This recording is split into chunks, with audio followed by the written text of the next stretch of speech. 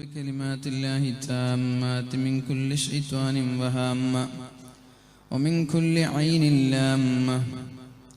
بسم الله الرحمن الرحيم.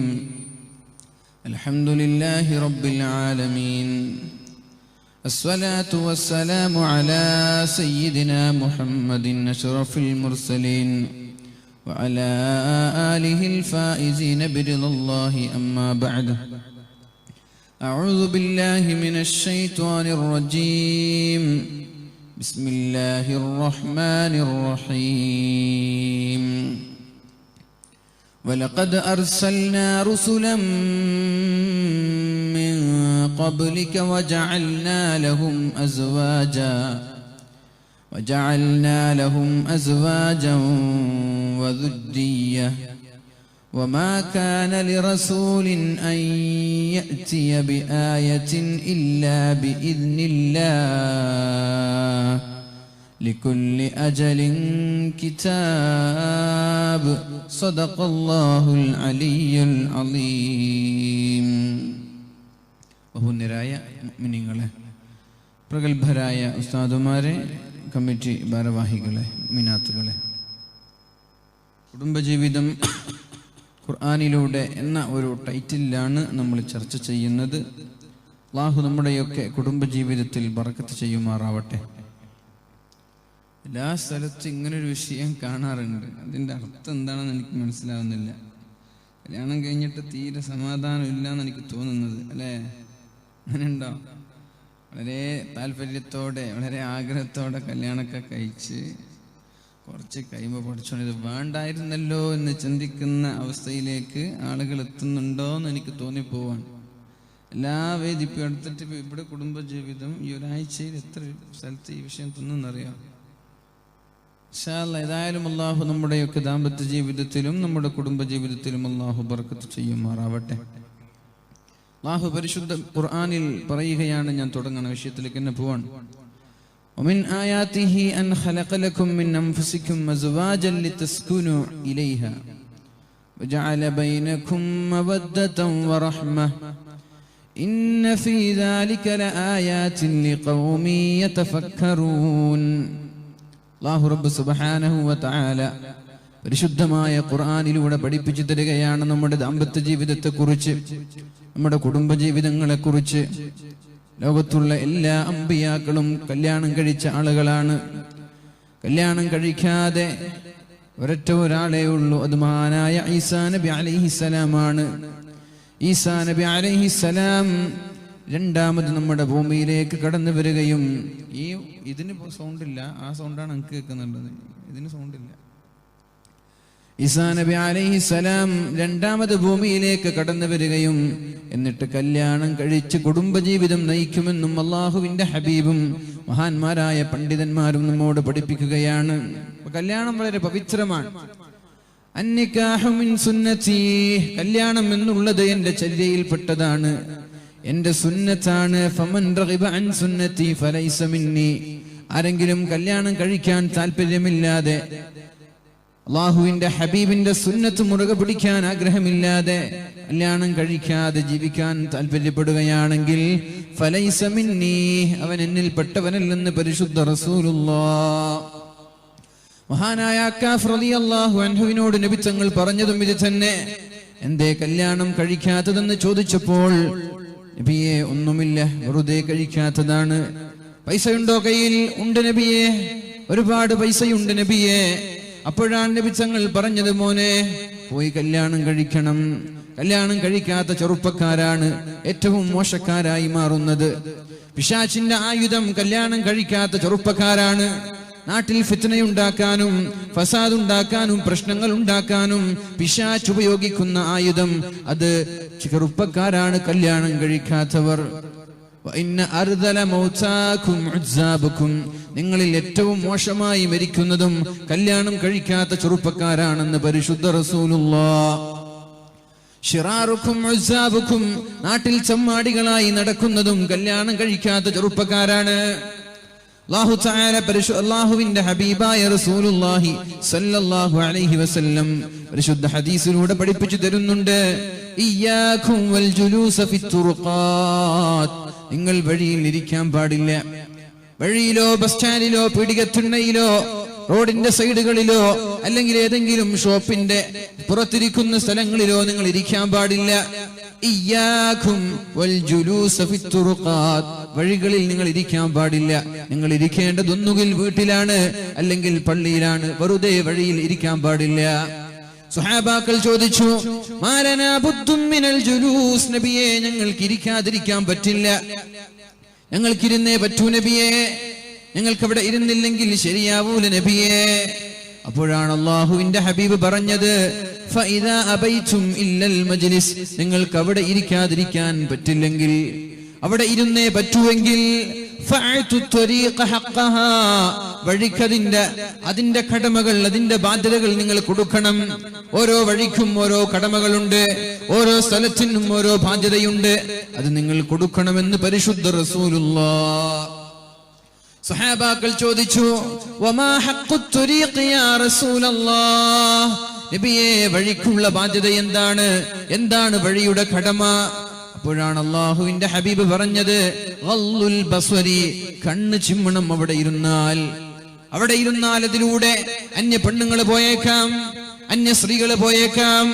അവിടെ അന്യ സ്ത്രീകൾ പോകുമ്പോൾ ഹറാമ് കാണാൻ പാടില്ല, കണ്ണ് ചിമ്മണമെന്ന് പരിശുദ്ധ റസൂലുള്ളാഹി സ്വല്ലല്ലാഹു അലൈഹി വസല്ലം പറയുമ്പോ 21-ാം നൂറ്റാണ്ടിലെ ചെറുപ്പക്കാർ എന്തിനാണ് വഴിയിൽ പോയിരിക്കുന്നത്?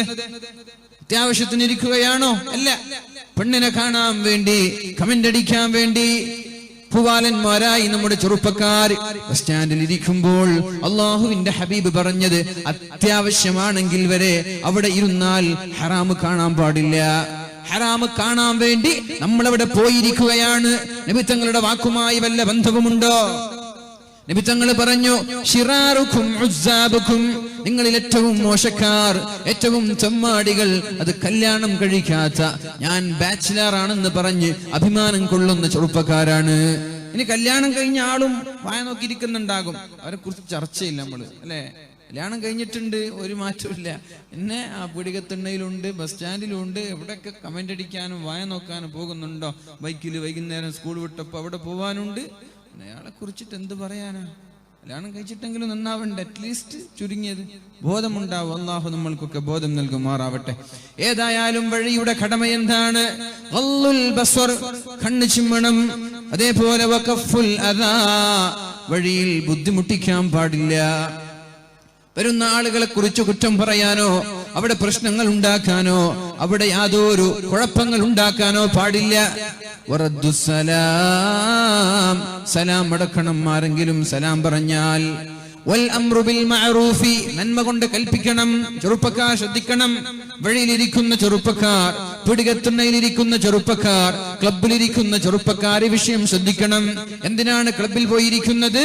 വൽ അംറു ബിൽ മഅറൂഫ്, നന്മ കൊണ്ട് കൽപ്പിക്കാനായിരിക്കണം.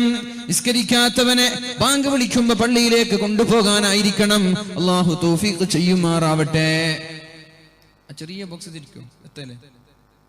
ഇതില്ല, ഈ സൗണ്ട് നിങ്ങൾക്ക് കേൾക്കുന്നുണ്ടോ? ഇതിന് സൗണ്ട് ഇല്ല മോണിറ്ററിന്. കഴിയുമെങ്കിൽ ഇതേതെങ്കിലും ഒരു ചെറിയ ബോക്സ് കൊടുത്ത് അത് തിരിച്ചാലും മതി. ആ സാധനം നമുക്കറിയാലോ, വേറെ പറയുന്നതൊക്കെ മോണിറ്റർ നിർബന്ധമാണെന്ന്. നിങ്ങൾക്ക് വഴി വേണമെന്ന് നിർബന്ധമാണെങ്കിൽ അല്ലാഹുവിന്റെ ഹബീബ് പറഞ്ഞു, നിങ്ങൾ നന്മ കൊണ്ട് കൽപ്പിക്കണം, ആളുകളോട് നന്മ പറയണമെന്ന്. ഇതൊക്കെ ഉണ്ടായിട്ടെങ്കിൽ എത്ര മതി? മതി. അൽ അംറു ബിൽ മഅറൂഫ്, നിങ്ങൾ നന്മ കൊണ്ട് കൽപ്പിക്കണമെന്ന് പരിശുദ്ധ റസൂലുള്ളാഹ്. അവിടെ പോയി കളി കണ്ടിരിക്കാനല്ല, അവിടെ പോയി ക്യാരംസ് ചൊട്ടാനല്ല, അവിടെ പോയി സിനിമ കാണാനല്ല, അവിടെ പോയി ഫോൺ വീഡിയോകൾ പരസ്പരം ഷെയർ ചെയ്യാനല്ല, അവിടെ പോയി നാട്ടിന്റെ ഫസാദുകൾ, പള്ളി കമ്മിറ്റിയെ കുറിച്ച്, പള്ളിയെ കുറിച്ച് പറയാനല്ല. അൽ അംറു ബിൽ മഅറൂഫ്, നന്മ കൊണ്ട് കൽപ്പിക്കണേ. വന്നഹ്യു അനിൽ മുൻകർ, നിങ്ങൾ തിന്മ വിരോധിക്കണമെന്നും പരിശുദ്ധ റസൂലുള്ളാഹി സ്വല്ലല്ലാഹു അലൈഹി വസല്ലം. ഇപ്പൊ കല്യാണം കഴിക്കാത്ത ചെറുപ്പക്കാരാണ് നാട്ടിൽ കുഴപ്പമുണ്ടാക്കുന്നത് എന്നും, ഇനി കല്യാണം കഴിഞ്ഞവരാണ് കുഴപ്പമുണ്ടാക്കുന്നതെങ്കിൽ അള്ളാഹുവിന്റെ അടുത്തുള്ള ശിക്ഷ അതിഭയാനകമാണ്. കല്യാണം കഴിയാത്ത ബാച്ചിലേഴ്സ് ഉള്ളതിനേക്കാളും ഇരട്ടിയായ ശിക്ഷയാണ് കല്യാണം കഴിഞ്ഞവർ തോന്നിവാസം കാട്ടിയാൽ. വ്യഭിചാരത്തിന്റെ ശിക്ഷ നോക്കണം നമ്മൾ. കല്യാണം കഴിയാത്ത ഒരു ചെറുപ്പക്കാരനും ഒരു ചെറുപ്പക്കാരിയും വ്യഭിചാര ബന്ധത്തിൽ ഏർപ്പെട്ടാൽ രണ്ടുപേരെയും നാട് കടത്തണം, നാട്ടിൽ നിന്ന് പുറത്തേക്ക് അയക്കണം. ഇനി കല്യാണം കഴിഞ്ഞവരാണ് ദാമ്പത്യ ജീവിതം ആസ്വദിച്ചതിന് ശേഷം മറ്റൊരു പെണ്ണുമായോ മറ്റൊരു പുരുഷനുമായോ വ്യഭിചാരം നടത്തിയാൽ രണ്ടുപേരെയും കല്ലെറിഞ്ഞ് കൊല്ലാനാണ് പരിശുദ്ധ റസൂലുള്ളാഹി സ്വല്ലല്ലാഹു അലൈഹി വസല്ലം. ഡിഫറൻസ് ഉണ്ടോ? കല്യാണം കഴിയാത്തവന്റെയും കല്യാണം കഴിഞ്ഞവന്റെയും ഇടയിൽ ഒരു ഡിഫറൻസ് ഉണ്ട്, ഒരു വ്യത്യാസമുണ്ട്. അതെന്താ? അവനത് എന്തെന്ന് മനസ്സിലായിട്ടില്ല, ഇവന് മനസ്സിലായി, എന്നിട്ടും തെറ്റ് ചെയ്യാൻ പോകരുത്. അള്ളാഹു നമ്മളെ കാക്കട്ടെ. വലഖദ് അർസൽനാ റുസുലൻ മിൻ ഖബ്ലിക്, നബിയേ നിങ്ങൾക്ക് മുമ്പ് ഞാൻ ഒരുപാട് പ്രവാചകന്മാരെ പറഞ്ഞയച്ചു. നിങ്ങൾക്ക് മുമ്പ് 1,00,000 ചില്ലാനം അമ്പിയാക്കൾ കടന്നു വന്നിട്ടുണ്ട്. وجعلنا لهم أزواجا وذرية, എല്ലാവർക്കും ഞാൻ ഇണകളെ നൽകി, എല്ലാവർക്കും ഞാൻ സന്താനങ്ങളെ നൽകി. ആദം നബി അലൈഹിസ്സലാമിന്റെ ഭാര്യയിൽ നിന്ന് മഹദിയായ ഹവ്വാ ബീവി റളിയല്ലാഹു അൻഹയെ അല്ലാഹു പടക്കുകയും അങ്ങനെ ഒരു കുടുംബജീവിതത്തിന്റെ കഥ പ്രാരംഭ ദിശയിൽ തന്നെ അല്ലാഹു നമ്മൾക്ക് കാണിച്ചു തരികയും ചെയ്യുന്നുണ്ടല്ലോ. ഒരു മനുഷ്യന്റെ ആദിമ മനുഷ്യനാരാ? ആദം നബി അലൈഹിസ്സലാം ആണല്ലോ. എന്നാൽ ആദം നബി അലൈഹിസ്സലാമിനെ ഒറ്റയ്ക്കാണോ സൃഷ്ടിച്ചത്? അല്ല, തൊട്ടുടനെ ഹവ്വാ ബീവിയെ സൃഷ്ടിക്കുകയും എന്നിട്ട് ഇണകളായി അവരെ വളർത്തുകയും ചെയ്തു. അവരിൽ നിന്ന് ഹാബീൽ ഉണ്ടായി, അവരിൽ നിന്ന് ഖാബീൽ ഉണ്ടായി, അവരിൽ നിന്ന് മറ്റനേകം മക്കളുണ്ടായി. وما كان لرسول أن يأتي بآية إلا بإذن الله لكل أجل കിതാബ്. അള്ളാഹുവിന്റെ മഹാന്മാരായ അമ്പിയാക്കളെല്ലാം നമ്മൾക്ക് പഠിപ്പിച്ചു തന്ന പാതയാണ് കല്യാണം കഴിക്കൽ എന്ന് പറഞ്ഞാൽ. എന്താണ് കുടുംബജീവിതം എന്ന് പറഞ്ഞാൽ? ഒരു ഉപ്പ, ഒരു മകൻ, ഒരു ഭാര്യ, ഒരു ഭർത്താവ്, ഇതല്ലേ ഒരു കുടുംബജീവിതം അല്ലേ? ഉപ്പയ്ക്ക് മക്കളോടുള്ള ബാധ്യതകൾ, മക്കൾക്ക് ഉപ്പയോടുള്ള ബാധ്യതകൾ, ഒരു ഭർത്താവിന് ഭാര്യയോട്, ഭർത്താവിന് ഭാര്യയോട്, ഭാര്യയ്ക്ക് ഭർത്താവിനോട്, മക്കൾക്ക് ഉമ്മയോട്, ഉമ്മയ്ക്ക് മക്കളോട്, സഹോദരങ്ങൾക്ക് അനുജന്മാരോട്, പെങ്ങന്മാരോട്. ഈ പെരുമാറ്റത്തെ കുറിച്ച്, ഇവരോടുള്ള സ്വഭാവങ്ങളെ കുറിച്ച് അല്ലാഹു തആല പരിശുദ്ധ ഖുർആനിലൂടെയും അല്ലാഹുവിന്റെ ഹബീബ് പരിശുദ്ധ ഹദീസിലൂടെയും പഠിപ്പിച്ചു തരുന്ന വഴിയാണ് നമ്മൾ ഇന്ന് ചർച്ച ചെയ്യേണ്ടത്. അല്ലാഹു നമ്മൾക്ക് തൗഫീഖ് നൽകുമാറാവട്ടെ. വമിൻ ആയാതിഹി അൻ ഖലഖ ലക്കും, അള്ളാഹുവിന്റെ ദൃഷ്ടാന്തത്തിൽ പെട്ടതാണ്, അള്ളാഹുവിന്റെ അത്ഭുതങ്ങളിൽ പെട്ടതാണ്. എന്തേ? നിങ്ങൾക്ക് ഭാര്യ ലഭിച്ചത് അള്ളാഹുവിന്റെ ദൃഷ്ടാന്തമാണ്. നിങ്ങൾ അങ്ങനെ ആലോചിച്ചിട്ടുണ്ടോ? എനിക്കൊരു ഭാര്യ കിട്ടിയത് അള്ളാഹുവിന്റെ ദൃഷ്ടാന്തമാണല്ലോ. ഇതിൽ ചിന്തിക്കാനുണ്ട്. നമ്മുടെ അതേ ഇനത്തിൽ നിന്നാണ് അള്ളാഹു ഭാര്യയെ തന്നത്. ഒരു പശുവിനെ പിടിച്ച് കല്യാണം കഴിക്കാൻ പറഞ്ഞാലോ? അങ്ങനെ കഴിക്കുന്നവരുണ്ട്. നായയെ കല്യാണം കഴിക്കുന്നവരുണ്ട്, പശുവിനെ കഴിക്കുന്നവരുണ്ട്. പഠിച്ചോനെ, അല്ലാഹു പറയുന്നു, അതൊന്നുമല്ല കല്യാണങ്ങൾ, അതൊന്നുമല്ല ബന്ധങ്ങൾ. ومن آياته أن خلق لكم من أنفسكم أزواجا, നിങ്ങൾക്ക് നിങ്ങളുടെ അതേ ശരീരത്തിൽ നിന്ന് നിങ്ങളുടെ അതേ വർഗത്തിൽപ്പെട്ട ഇണകളെ തന്ന അല്ലാഹു എത്ര പരിശുദ്ധനാണ്. എന്തിനാണ് നിങ്ങൾക്ക് ഭാര്യമാരെ തന്നത്? പരിശുദ്ധ ഇസ്ലാം കുടുംബജീവിതത്തിന്റെ ആവശ്യകത പറഞ്ഞു തരികയാണ്. എന്തിനാണെന്നറിയോ അല്ലാഹു ഭാര്യമാരെ തന്നത്? ലിതസ്കുനൂ ഇലൈഹാ, അവളുടെ കൂടെ കൂടി മനസ്സിന് സംതൃപ്തി ലഭിക്കാനാണ്. കല്യാണം കഴിച്ച പിന്നെ ടെൻഷൻ ഉണ്ടാവാൻ പാടില്ല. പക്ഷെ ഇന്ന് എന്താ നടക്കുന്നത് അല്ലെ? കല്യാണം കഴിച്ച ടെൻഷൻ ഉണ്ടാവാൻ പാടില്ലെന്ന് ഖുർആൻ പറയാണ്. പക്ഷെ ഇന്നെന്താ? എന്റെ ചെറുപ്പക്കാർ എത്ര വയസ്സായി? 30 വയസ്സ്. എന്താ കല്യാണം കഴിക്കാത്തത്? ഉസ്താദ് വെറുതെ ചങ്കില് വള്ളിയിടണോ? അങ്ങനെ ചോദിക്കുക. കല്യാണം കഴിക്കാത്ത കുട്ടികളോട് ഇത് ആര് പറഞ്ഞു കൊടുത്തു? കല്യാണം കഴിഞ്ഞവർ എന്താ പറയുന്നത്? കല്യാണം കഴിക്കണ്ട മോനെ, കഴിച്ചാ പൊട്ടുപോയി എന്നാ പറഞ്ഞു കൊടുക്കുക. അതൊന്നല്ലേ ഇസ്ലാം പറയാണ്. ലിതസ്കുനു ഇലൈഹ, നിങ്ങൾക്ക് കല്യാണം കഴിക്കാൻ പറഞ്ഞത് നല്ല സ്നേഹവും സംതൃപ്തിയും സന്തോഷവും ഉണ്ടാവാനാണ്. അങ്ങനെ ഉണ്ട് ആയിരക്കണക്കിന് കുടുംബങ്ങൾ. എന്തോ ഒരു സന്തോഷത്തോടെ, എന്തോ ഒരു സ്നേഹത്തോടെ ജീവിക്കുന്നവർ. അള്ളാഹു നമ്മുടെയൊക്കെ ദാമ്പത്യ ജീവിതത്തിൽ അള്ളാഹു ബർക്കത്ത് ചെയ്യട്ടെ. ലിതസ്കുനൂ ഇലൈഹാ വജഅല ബൈനകും മവദ്ദതൻ വറഹ്മ.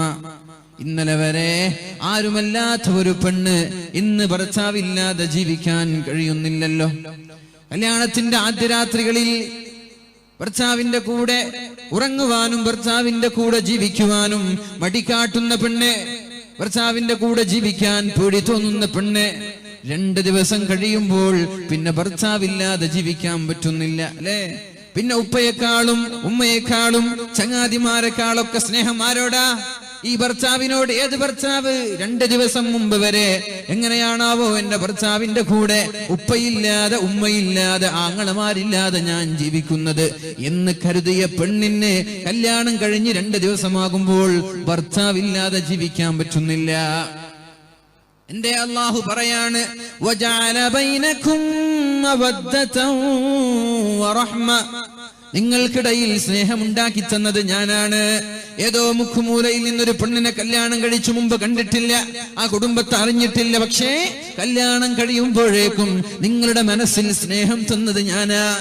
വജഅല ബൈനകും മവദ്ദ വറഹ്മ, അവരോട് കാരുണ്യം കാണിക്കാനുള്ള അങ്ങനെ ഒരു കാരുണ്യം തന്നതും ഞാനാണ് എന്ന് അല്ലാഹു നമ്മെ പഠിപ്പിക്കുകയാണ്. അതിലും നമ്മൾ ചിന്തിക്കണം. ഇന്ന ഫീ ദാലിക ലആയാതിൻ ലിഖൗമി യതഫക്കറൂൻ, ചിന്തിക്കുന്നവർക്ക് ഇതിലും ദൃഷ്ടാന്തമുണ്ട് ഇല്ലേ?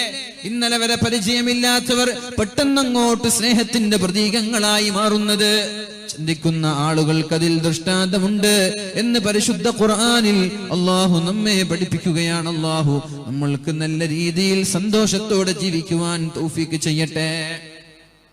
ഭാര്യമാര് ഭർത്താക്കന്മാരോട് സ്നേഹത്തോടെ പെരുമാറണം. അതേപോലെ ഭർത്താക്കന്മാര് തിരിച്ചും സ്നേഹിക്കണം. മക്കള് മാതാപിതാക്കൾ പറഞ്ഞതനുസരിക്കണം. ഉപ്പമാര് മക്കളോടും നല്ല രീതിയിൽ പെരുമാറണം. എങ്കിലേ നല്ല ഒരു കുടുംബമായി ജീവിക്കാൻ പറ്റൂ. അല്ലാഹുവിന്റെ ഹബീബ് പറഞ്ഞു, അക്രിമുൻ നിസാ, നിങ്ങളുടെ ഭാര്യമാരെ നിങ്ങൾ ബഹുമാനിക്കണേ. ഭാര്യമാര് വരുമ്പോ എണീറ്റിക്കുക, അങ്ങനെ ആരെങ്കിലും ചെയ്യാറുണ്ടോ? അക്രിമുൻ നിസാ, നിങ്ങൾ നിങ്ങളുടെ ഭാര്യമാരെ ബഹുമാനിക്കണം. ഇത് ഇസ്ലാമല്ലാതെ പിന്നെ ഏത് മതമാണ് നമ്മൾക്ക് പഠിപ്പിച്ചു തന്നത്? ഏത് മതം ഭാര്യമാരെ ബഹുമാനിക്കാൻ പറയുന്ന മതം എവിടെ? അക്രിമുൻ നിസാ, ഭാര്യമാരെ, സ്വന്തം ഭാര്യയെ നിങ്ങൾ ബഹുമാനിക്കണം. ആ ഭാര്യയുടെ വായയിലേക്ക് ഇട്ടുകൊടുക്കുന്ന ഉരുള, അതിന് പോലും സ്വതഖയുടെ പ്രതിഫലമുണ്ടെന്നും മുത്തു റസൂലുള്ളാഹ്. ആരെങ്കിലും ഇട്ടുകൊടുത്തോ? ഭാര്യയോട് സ്നേഹത്തില് ഒന്ന് ചോറൊക്കെ ഉരുളയാക്കി ഭാര്യയുടെ വായിലിട്ട് കൊടുത്ത ആള് കൈപൊക്കാൻ പറഞ്ഞ ആരെങ്കിലും ഉണ്ടാവോ? ഉണ്ടോ? കല്യാണം കഴിഞ്ഞ ആദ്യത്തെ 2-3 ആഴ്ച പഠിച്ചോൻ എന്താ സ്നേഹം, പഞ്ചാരയാണ് എല്ലാരും. പിന്നെ വർഷങ്ങൾ കഴിയുമ്പോഴേക്ക് ഇതൊക്കെ പോയി. പിന്നെ ഭർത്താവ് വേറെ, ഭാര്യ വേറെ, എങ്ങനെയാണ് ജീവിക്കുക? പക്ഷെ അങ്ങനെയല്ല. സ്നേഹം വർഷം കൂടുമ്പോഴും സ്നേഹവും വർദ്ധിക്കണമെന്നാണ്. അള്ളാഹു വർദ്ധിപ്പിക്കട്ടെ. റസൂലുള്ളാഹി സ്വല്ലല്ലാഹു അലൈഹി വസല്ലം പറയുന്നു, നബി തങ്ങൾ മഹദിയായ ആയിഷ ബിബി റളിയല്ലാഹു അൻഹയ്ക്ക് മെൻസ്ട്രേഷൻ പീരിയഡുകളിൽ ഹൈലുകാരിയായിരിക്കെ അല്ലാഹുവിന്റെ ഹബീബ് ഇറച്ചി കൊണ്ടുവരുമായിരുന്നു. ഇറച്ചി കൊണ്ടുവരും, എന്നിട്ട് ഇറച്ചി കഷ്ണം ആയിഷയ്ക്ക് കൊടുക്കും. ആയിഷ നീ കഴിക്കണമെന്ന് പറയും. ആയിഷ ബീവി കഴിക്കുന്ന ഭാഗം അല്ലാഹുവിന്റെ ഹബീബ് നോക്കിയിരിക്കും. എന്നിട്ട് അതേ സ്ഥലത്ത് അല്ലാഹുവിന്റെ ഹബീബും കഴിക്കും. ഇത് കല്യാണത്തിന്റെ ആദ്യ ദിവസങ്ങളിൽ മാത്രമല്ല, 60ാമത്തെ വയസ്സിൽ വൃദ്ധരായിരിക്കെയാണ് സ്നേഹം പങ്കിടുന്നത്. നമ്മൾ അങ്ങനെ ചെയ്യാറുണ്ടോ? ഭാര്യ കുടിച്ച ഗ്ലാസ്സിൽ വരെ നമ്മൾ കുടിക്കൂല അല്ലെ? ഭാര്യ തിന്ന പ്ലേറ്റ്, പാത്രങ്ങൾ കഴുകാതെ ഒരു ഭർത്താവിന് കൊടുത്തങ്ങൾ വലിച്ചെറിയൂലേ? പക്ഷെ പെണ്ണുങ്ങൾ അങ്ങനല്ലേ? ഭർത്താവിന്റെ ആ ബാക്കി ഭക്ഷണത്തിന് വേണ്ടി കാത്തിരിക്കുന്നവരാണ് പെണ്ണുങ്ങൾ. അവർ ആത്മാർത്ഥമായി സ്നേഹിക്കുന്ന ആളുകളാണ്. നമ്മളോ ആരെങ്ങാനും കഴിച്ച പാത്രമോ പ്ലേറ്റോ തന്ന അതൊക്കെ വലിച്ചെറിഞ്ഞ് ചൂടാവുന്ന, ദേഷ്യപ്പെടുന്ന ആളുകളാണ്. അങ്ങനെ ആവാൻ പാടില്ല. റസൂലുള്ളാഹി സ്വല്ലല്ലാഹു അലൈഹി വസല്ലം പഠിപ്പിക്കുന്നു, മഹദിയായ ആയിഷ ബീവി റളിയല്ലാഹു അൻഹയ്ക്ക് നബി തങ്ങൾ പാലിന്റെ പാത്രമോ വെള്ളത്തിന്റെ പാത്രമോ കൊടുക്കും. ആയിഷ നീ കുടിക്ക്. നബി തങ്ങളല്ലേ ആദ്യം കുടിക്കേണ്ടത്. നബി തങ്ങൾ കുടിച്ച ബാക്കിയിലാണല്ലോ ബർക്കത്തുള്ളത്. നബി തങ്ങൾ കുടിച്ച ഭക്ഷണത്തിന്, വെള്ളത്തിന്, നബി തങ്ങൾ കഴിച്ച ഭക്ഷണത്തിനാണല്ലോ ബർക്കത്തുള്ളത്. എന്നാൽ ആദ്യം കുടിക്കേണ്ടതും ആദ്യം കഴിക്കേണ്ടതും അല്ലാഹുവിന്റെ ഹബീബല്ലേ? പക്ഷേ റസൂലുള്ളാഹി സ്വല്ലല്ലാഹു അലൈഹി വസല്ലം സ്നേഹം പ്രകടിപ്പിച്ച് കാണിച്ചു കൊടുക്കുകയാണ്. നമ്മൾക്കൊക്കെ സ്നേഹമുണ്ട്, പക്ഷെ പ്രകടിപ്പിച്ച് കാണിച്ചു കൊടുക്കാൻ നമ്മുടെ ഈഗോ സമ്മതിക്കുന്നില്ല. നമ്മുടെ ചെറിയൊരു അഹങ്കാരം, നമ്മളത് ഭാര്യയ്ക്ക് കാണിച്ചു കൊടുക്കാൻ, അത് പ്രകടമാക്കാൻ നമ്മളുടെ അഹങ്കാരം സമ്മതിക്കുന്നില്ല. അല്ലാഹുവിന്റെ ഹബീബ് അങ്ങനല്ല ചെയ്തത്. ഒരു വെള്ളം കൊണ്ടുവന്നാൽ നേരെ കൊടുക്കുന്നത് തന്റെ പ്രിയപ്പെട്ട പത്നിയായ ആയിഷ റളിയല്ലാഹു അൻഹയ്ക്കാണ്. എന്നിട്ട് നോക്കിയിരിക്കും ആയിഷ എവിടെയാണ് ചുണ്ടുവെക്കുന്നത്. അങ്ങനെ ഒരു സ്നേഹം നമ്മൾക്കുണ്ടോ? എന്നിട്ട് ആയിഷ ബീവി റളിയല്ലാഹു അൻഹയുടെ ക്ലാസ് വാങ്ങുകയും എവിടെയാണോ ആയിഷ ചുണ്ടുവെച്ചത് അതേ സ്ഥലത്ത് ചുണ്ടുവെച്ച് അല്ലാഹുവിന്റെ ഹബീബ് കുടിക്കുമായിരുന്നു. അതാണ് നബി തങ്ങൾ പറഞ്ഞത്, അക്രിമുൻ നിസാ, നിങ്ങൾ നിങ്ങളുടെ ഭാര്യമാരെ ബഹുമാനിക്കണം. വൈകാരിക താല്പര്യങ്ങൾക്ക് വേണ്ടി മാത്രം ഉപയോഗിച്ചാൽ പോരാ, അവരെ ഒരു മനുഷ്യനായി കാണുവാനും അവരെ ബഹുമാനിക്കുവാനുമാണ് പരിശുദ്ധ ഇസ്ലാം നമ്മോട് പഠിപ്പിക്കുന്നത്. അങ്ങ് കാഞ്ഞങ്ങാടിലോ മാവുങ്കലിലോ ഉള്ള ഏതെങ്കിലും 5 സ്റ്റാർ തട്ടുകടയിൽ പോയി, അല്ലെങ്കിൽ ഏതെങ്കിലും 5 സ്റ്റാർ ഹോട്ടലുകളിൽ ചെന്ന് ഗ്രിൽ ചിക്കനും ഷവായും അടിക്കുമ്പോ നീ നിന്റെ ഭാര്യയ്ക്കൊന്ന് വിളിച്ചു ചോദിച്ചിട്ടുണ്ടോ, ഭാര്യ നിനക്ക് എന്തെങ്കിലും വേണോ എന്ന്? ചങ്ങാതിമാരുടെ കൂടെ ചിക്കൻ അടിക്കുകയാണ്, നീ ഭാര്യയോട് വിളിച്ചൊന്ന് ചോദിക്ക, നിനക്ക് വേണോ, നീ കഴിച്ചോ? വേണോന്ന് പറയില്ല, നീ കഴിച്ചോ, അത് മതി, അത് മതി. അതുപോലും ചോദിക്കാതെ പാവം ഭാര്യ ഇവിടെ നിനക്ക് വേണ്ടി ഭക്ഷണങ്ങൾ ഉണ്ടാക്കി 12 മണി വരെ കാത്തുനിന്നു. നീ എന്ത് ചെയ്തു? ചങ്ങാതിമാരുടെ കൂടെ ഭക്ഷണം കഴിച്ച് ഒരു ടൂത്ത്പിക്കുമായി പല്ലും കുത്തി നീ വരിക. എന്നിട്ട് ഭാര്യ കാത്തിരിക്കുകയാണ് നിന്റെ കൂടെ ഭക്ഷണം കഴിക്കാൻ. ഭാര്യ ചോദിച്ചു, ഭക്ഷണം വേണ്ടേ? നീ കഴിക്കടി എന്ന് പറഞ്ഞു പോയി ഉറങ്ങാം. ഇതാണോ സ്നേഹം? ഇതാണോ ദാമ്പത്യ ജീവിതം? അല്ല സഹോദരങ്ങളെ, അക്രിമുൻ നിസാ, നിങ്ങൾ നിങ്ങളുടെ ഭാര്യമാരെ ബഹുമാനിക്കണം. ഫവല്ലാഹി മാ അക്രമഹുന്ന ഇല്ലാ കരീം. ഭാര്യമാരെ ബഹുമാനിക്കുന്നവർ മാന്യന്മാരാണ്, ഭാര്യമാരെ ആദരിക്കുന്നവർ മാന്യന്മാരാണ്, ഭാര്യമാർക്ക് സ്ഥാനം കൊടുക്കുന്നവർ മാന്യന്മാരാണ്. അവരുടെ സ്വഭാവം എത്ര വൃത്തികെട്ടതാണെങ്കിലും ശരി, അങ്ങനെ ഉണ്ടാകും. വൃത്തികെട്ട സ്വഭാവക്കാരായ ഭാര്യമാരുണ്ടെങ്കിലും ശരി, അവരെ ബഹുമാനിക്കാനാണ് പരിശുദ്ധ ഇസ്ലാം നമ്മോട് പഠിപ്പിച്ചു തരുന്നത്. അല്ലാഹു തആല പരിശുദ്ധ ഖുർആനിൽ പറയുന്നു, വഅസാ അൻ തക്റഹു ശൈഅൻ വഹുവ ഖൈറുൽ ലക്കും വഅസാ അൻ തുഹിബ്ബു ശൈഅൻ فهو شر لكم والله يعلم وأنتم لا تعلمون. അല്ലാഹു പറയുകയാണ്, പരിശുദ്ധ ഖുർആനിൽ അല്ലാഹു നമ്മൾക്ക് പഠിപ്പിക്കുകയാണ്, വഅസാ അൻ തക്റഹു ശൈആ, നിങ്ങൾക്കൊരു പക്ഷേ ചില കാര്യങ്ങൾ ഇഷ്ടപ്പെട്ടെന്ന് വരില്ല. കല്യാണം കഴിഞ്ഞു, ഭാര്യ ഇഷ്ടപ്പെട്ടില്ല, കുഴപ്പമാകണ്ടതിന്റെ പേരിൽ പ്രശ്നങ്ങൾ ഉണ്ടാക്കല്ല. അല്ലാഹുവിന്റെ ഹബീബ് പഠിപ്പിക്കുകയാണ്, ലാ യഫ്റുഖു മുഅ്മിനുൻ മുഅ്മിന, ഒരു മുഅ്മിൻ മറ്റൊരു മുഅ്മിനിനെ വെറുക്കാൻ പാടില്ല. ഒരു മുഅ്മിൻ തന്റെ ഭാര്യയെ വെറുക്കാൻ പാടില്ല, തന്റെ ഭാര്യയെ ദേഷ്യപ്പെടാൻ പാടില്ല, തന്റെ ഭാര്യയോട് പിണങ്ങാൻ പാടില്ല. എന്തേ? ഇൻ കരിഹ മിൻഹാ ഖുലുഖൻ, അവളിൽ ഒരു സ്വഭാവം ഇഷ്ടപ്പെട്ടില്ലെങ്കിൽ റളിയ മിൻഹാ ആഖർ, മറ്റൊരു സ്വഭാവം, അവളിൽ ഇഷ്ടപ്പെടുന്ന ഒരു സ്വഭാവം നിന്നിൽ ഉണ്ടാകും. അതുകൊണ്ട് ഒരാളെയും വെറുക്കാൻ നിനക്ക് അവകാശമില്ല. നിന്റെ ജ്യേഷ്ഠന്റെ വൈഫുമായി കമ്പയർ ചെയ്യണ്ട, നിന്റെ അനുജന്റെ ഭാര്യയുമായി കമ്പയർ ചെയ്യണ്ട. എല്ലാവർക്കും കുറവുകളുണ്ട്, എല്ലാവർക്കും നന്മകളുമുണ്ട്. അതുകൊണ്ട് ആരും ആരെക്കാളും മോശമോ ആരും ആരെക്കാളും മെച്ചമോ അല്ല. അങ്ങനെ ഒരു കമ്പാരിസൺ അവിടെ വേണ്ടെന്നാണ്. ഇൻ കരിഹ മിൻഹാ ഖുലുഖൻ, അവളിൽ നിന്നൊരു സ്വഭാവം നിനക്ക് ഇഷ്ടപ്പെടാതെ വന്നാൽ റളിയ മിൻഹാ ആഖർ, അവളുടെ മറ്റൊരു സ്വഭാവം നിനക്ക് ഇഷ്ടമുള്ളതായി വരും. ഒരു പക്ഷെ സ്വഭാവം വളരെ മോശമാണെന്ന് കരുതിയേക്ക്, പക്ഷേ അവള് സുന്ദരിയായിരിക്കും. അങ്ങനെയുണ്ട്. ഒരു പക്ഷെ അവള് സൗന്ദര്യമില്ല, സ്വഭാവവുമില്ല, പക്ഷേ അവൾ നന്നായി കുക്ക് ചെയ്യുന്ന ആളായിരിക്കും. സുഖമായി ഭക്ഷണം കഴിക്കാലോ, ലാവിഷായി മരണം വരെ നല്ല ഭക്ഷണം കഴിച്ച് ജീവിക്കാലോ. ഒന്നുമില്ലെങ്കിൽ നല്ല ദീനിയായ പെണ്ണായിരിക്കും. നിന്റെ മക്കളെ ദീനിയായ ചിട്ടയോടെ വളർത്തുന്നവളായിരിക്കും അവൾ. അതുകൊണ്ട് ഒരു പെണ്ണിനെയും കുറ്റം പറയാൻ ഒരു ഭർത്താവിനും അർഹതയില്ല. ഒരു മരുമകളെയും കുറ്റം പറയാൻ ഒരു അമ്മായിമാർക്കും അർഹതയില്ല. അമ്മായി പോരാണ് പൊതുവെ ഇവിടെ നടക്കുന്നത്. ജ്യേഷ്ഠന്റെ ഭാര്യ അങ്ങനല്ലല്ലോ, അനുജന്റെ ഭാര്യയാണല്ലോ മെച്ചം, അങ്ങനെ പറയാൻ പാടില്ല. ഒന്നുകിൽ അവളുടെ സ്വഭാവം, രണ്ടുപേരുടെയും സ്വഭാവം നിങ്ങൾ കമ്പയർ ചെയ്യുക. ഒരാളുടെ സ്വഭാവം എന്തെങ്കിലും ഒരു മൈന്യൂട്ട് ഡിഫറൻസ്, എന്തെങ്കിലും കുറവുകൾ രണ്ടുപേരിലും ഉണ്ടാകും. ഇവളിലില്ലാത്ത നന്മ മറ്റൊരാളിലുണ്ടാകും, ഇവളില്ലാത്ത കുറവ് മറ്റൊന്നിലുണ്ടാകും. അതുകൊണ്ട് കമ്പയർ അതൊരിക്കലും ഒരു മുസ്ലിമായ സഹോദരങ്ങളും ചെയ്യാൻ പാടില്ല. മക്കളിൽ വരങ്ങനെ ചെയ്യാൻ പാടില്ല. മൂത്ത മകനെ കമ്പയർ ചെയ്യോ, നല്ല പഠിക്കുന്ന കുട്ടിയാ, നീ എന്താ പഠിക്കാത്തത് ചോദിക്കാൻ പാടില്ല.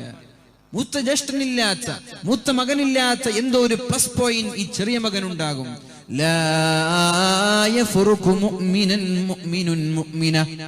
ഒരു മുഅ്മിനും മറ്റൊരു മുഅ്മിനത്തിനെയോ മറ്റൊരു സഹോദരങ്ങളെയോ വെറുക്കാൻ പാടില്ല, ചൊടിക്കാൻ പാടില്ല, പിണങ്ങാൻ പാടില്ല. എന്തേ? ഒരു സ്വഭാവം ഇഷ്ടപ്പെട്ടില്ലെങ്കിൽ മറ്റൊരു സ്വഭാവം, ഇഷ്ടപ്പെടുന്ന ഒരു സ്വഭാവം അവളിൽ ഉണ്ടാകുമെന്ന് പരിശുദ്ധ റസൂലുള്ളാഹി സ്വല്ലല്ലാഹു അലൈഹി വസല്ലം. വഅസാ അൻ തക്റഹു ശൈഅൻ വഹുവ ഖൈറുൽ ലക്കും. നിങ്ങൾക്ക് അവളിൽ ചില സ്വഭാവങ്ങൾ ഇഷ്ടപ്പെടാതെ വന്നാൽ ഒരു പക്ഷേ അതിൽ വരെ നന്മകൾ ഉണ്ടാകും. നിങ്ങൾക്ക് ഇഷ്ടപ്പെട്ട കാര്യങ്ങളൊക്കെ നന്മയായി കൊള്ളണമെന്നില്ല. അതേപോലെ നിങ്ങൾക്ക് വെറുപ്പുള്ള കാര്യം അത് മോശവും ആയിക്കൊള്ളണമെന്നില്ല. നിങ്ങൾ ഇഷ്ടപ്പെട്ടത് അതിൽ ഷർറുണ്ടാകാം, നിങ്ങൾ വെറുത്തത് അതിൽ നന്മയുണ്ടാകാം എന്ന് പരിശുദ്ധ ഖുർആൻ പറയാം. വഅസാ അൻ തക്റഹു ശൈആ, നിങ്ങൾ ചില കാര്യങ്ങൾ വെറുത്തേക്കാം. വഹുവ ഖൈറുൽ ലക്കും, ആ കാര്യങ്ങൾ നിങ്ങൾക്ക് ബുദ്ധിമുട്ടായി വന്നത് നിങ്ങളുടെ നന്മയ്ക്ക് വേണ്ടിയാണ്. വഅസാ അൻ തുഹിബ്ബു ശൈആ, നിങ്ങൾക്ക് ചില കാര്യങ്ങൾ വളരെ സ്നേഹം തോന്നിയേക്കാം, വളരെ ഇഷ്ടം തോന്നിയേക്കാം. പക്ഷേ വഹുവ ശർറുൽ ലക്കും, നിങ്ങൾക്കതിൽ ബുദ്ധിമുട്ടുണ്ടായേക്കാം, നിങ്ങൾക്കതിൽ ദോഷം വന്നേക്കാം. മഹാനായ അനസ് ഇബ്നു മാലിക് റളിയല്ലാഹു അൻഹുവിന്റെ കല്യാണം കഴിഞ്ഞു. മാലിക് റളിയല്ലാഹു അൻഹുവിന്റെ കല്യാണം കഴിഞ്ഞു. കല്യാണം കഴിഞ്ഞിട്ട് ആദ്യ രാത്രി രണ്ടുപേരും കിടപ്പറയിൽ കയറിയപ്പോ മാലിക് റളിയല്ലാഹു അൻഹുവിന് ഭാര്യ ഇഷ്ടപ്പെട്ടില്ല. ഭാര്യയോട് വെറുപ്പ് തോന്നി, ഭാര്യയോട് അനിഷ്ടം തോന്നി മാലിക് റളിയല്ലാഹു അൻഹുവിനെ. അങ്ങനെ മഹാനായ മാലിക് റളിയല്ലാഹു അൻഹു 2-3 ദിവസം കഴിഞ്ഞപ്പോൾ ഭാര്യ ഇഷ്ടപ്പെടാതെ സ്ഥലം വിടുകയാണ്. ഭാര്യ പറഞ്ഞു, ഭർത്താവേ നിങ്ങൾ വിഷമിക്കല്ല, നിങ്ങൾക്ക് എന്നെ ഇഷ്ടപ്പെട്ടെന്ന് വരില്ല, പക്ഷേ അതിലെന്തെങ്കിലും നന്മയുണ്ടായേക്കാം എന്ന് പറഞ്ഞുകൊണ്ട് ഈ ആയത്ത് ഓതിക്കൊടുത്തു. പൊന്ന് ഭർത്താവേ നിങ്ങൾക്ക് ഇഷ്ടമില്ലെങ്കിലും വഹുവ ഖൈറുൽ ലക്കും, നിങ്ങൾക്ക് അതിൽ ഒരു പക്ഷേ നന്മയുണ്ടായേക്കാം. മഹാനായ മാലിക് റളിയല്ലാഹു അൻഹു സ്ഥലം വിട്ടു. 20 വർഷമായപ്പോഴേക്കും വീണ്ടും മദീനയിലേക്ക് തിരിച്ചു വന്നു. പള്ളിയിലേക്ക് കയറുമ്പോഴാണ് അവിടെ ഒരു ചെറുപ്പക്കാരൻ ദർസ് നടത്തുന്നത്, അവിടെ ഒരു ചെറുപ്പക്കാരൻ ക്ലാസ് എടുക്കുന്നത്. ഒരുപാട് ആലിമീങ്ങൾ ചുറ്റും കൂടിയിട്ടുണ്ട്. ഭീമാകാരമായ ഒരു വമ്പൻ സദസ്സാണ് അവിടെയുള്ളത്. ഇദ്ദേഹം ഞെട്ടിപ്പോയി, ആരാണ് ഈ പണ്ഡിതൻ? അദ്ദേഹം പറഞ്ഞു, ഞാൻ അനസ് ഇബ്നു മാലിക് എന്ന് പറയുന്ന ഒരു പണ്ഡിതനാണ്, എന്റെ പേര് അനസ് ഇബ്നു മാലിക് എന്നാണ്. ഉടനെ സംസാരിച്ചു, നിങ്ങളുടെ ഭാര്യയോട് പറയണം, നിങ്ങളുടെ ഉമ്മയോട് പറയണം, ഇഷ്ടമില്ലാത്ത കാര്യത്തിന്റെ പിന്നിൽ നന്മ മറഞ്ഞിരിക്കുന്നുണ്ടല്ലോ, അങ്ങനെയുള്ള ഒരാൾ പുറത്തു വന്നിട്ടുണ്ട്. നോക്കുമ്പോൾ ഇത് അനസ് റളിയല്ലാഹു അൻഹു, ഈ ഭാര്യ ഇഷ്ടപ്പെടാതെ പോയ മാലിക് റളിയല്ലാഹു അൻഹുവിന്റെ മകനാണ്, മദീനയിലെ വലിയൊരു പണ്ഡിതനായി ക്ലാസ് എടുത്തുകൊണ്ടിരുന്നത്. നോക്കണം നമ്മൾ ഭാര്യയെ ഒരു പക്ഷെ ഇഷ്ടപ്പെട്ടില്ലെങ്കിൽ ആ ഭാര്യയിൽ അല്ലാഹു സ്വാലിഹീങ്ങളായ കൺകുളിർമയുള്ള മക്കളെ തന്നേക്കാം. ഭാര്യ ഇഷ്ടപ്പെട്ടില്ല, ഇങ്ങനെ തട്ടിമുട്ടി പോവന്നെ, ഏതായാലും ഡിവേഴ്സ് ചെയ്താൽ അത് കുടുംബത്തിന് മോശമാണ്, മോചനം ചെയ്താൽ പിന്നെ ഒരു നാണക്കേടാണ്, പിന്നെ ഏതായാലും ആയതായി, പിന്നെ പോകുന്നിടത്തോളം പോവാ എന്ന് തീരുമാനിച്ച് തട്ടിമുട്ടി അഡ്ജസ്റ്റ് ചെയ്ത് പോവാൻ. വിഷമിക്കണ്ട, അള്ളാഹു നിങ്ങൾക്ക് ഒരു പക്ഷേ ആ മക്കളിലൂടെ ഖൈർ നൽകും എന്നാണ് അള്ളാഹുവിന്റെ ഹബീബ് സല്ലല്ലാഹു അലൈഹി വസല്ലമ തങ്ങളും പരിശുദ്ധ ഖുർആനും നമ്മൾക്ക് പഠിപ്പിക്കുന്നത്.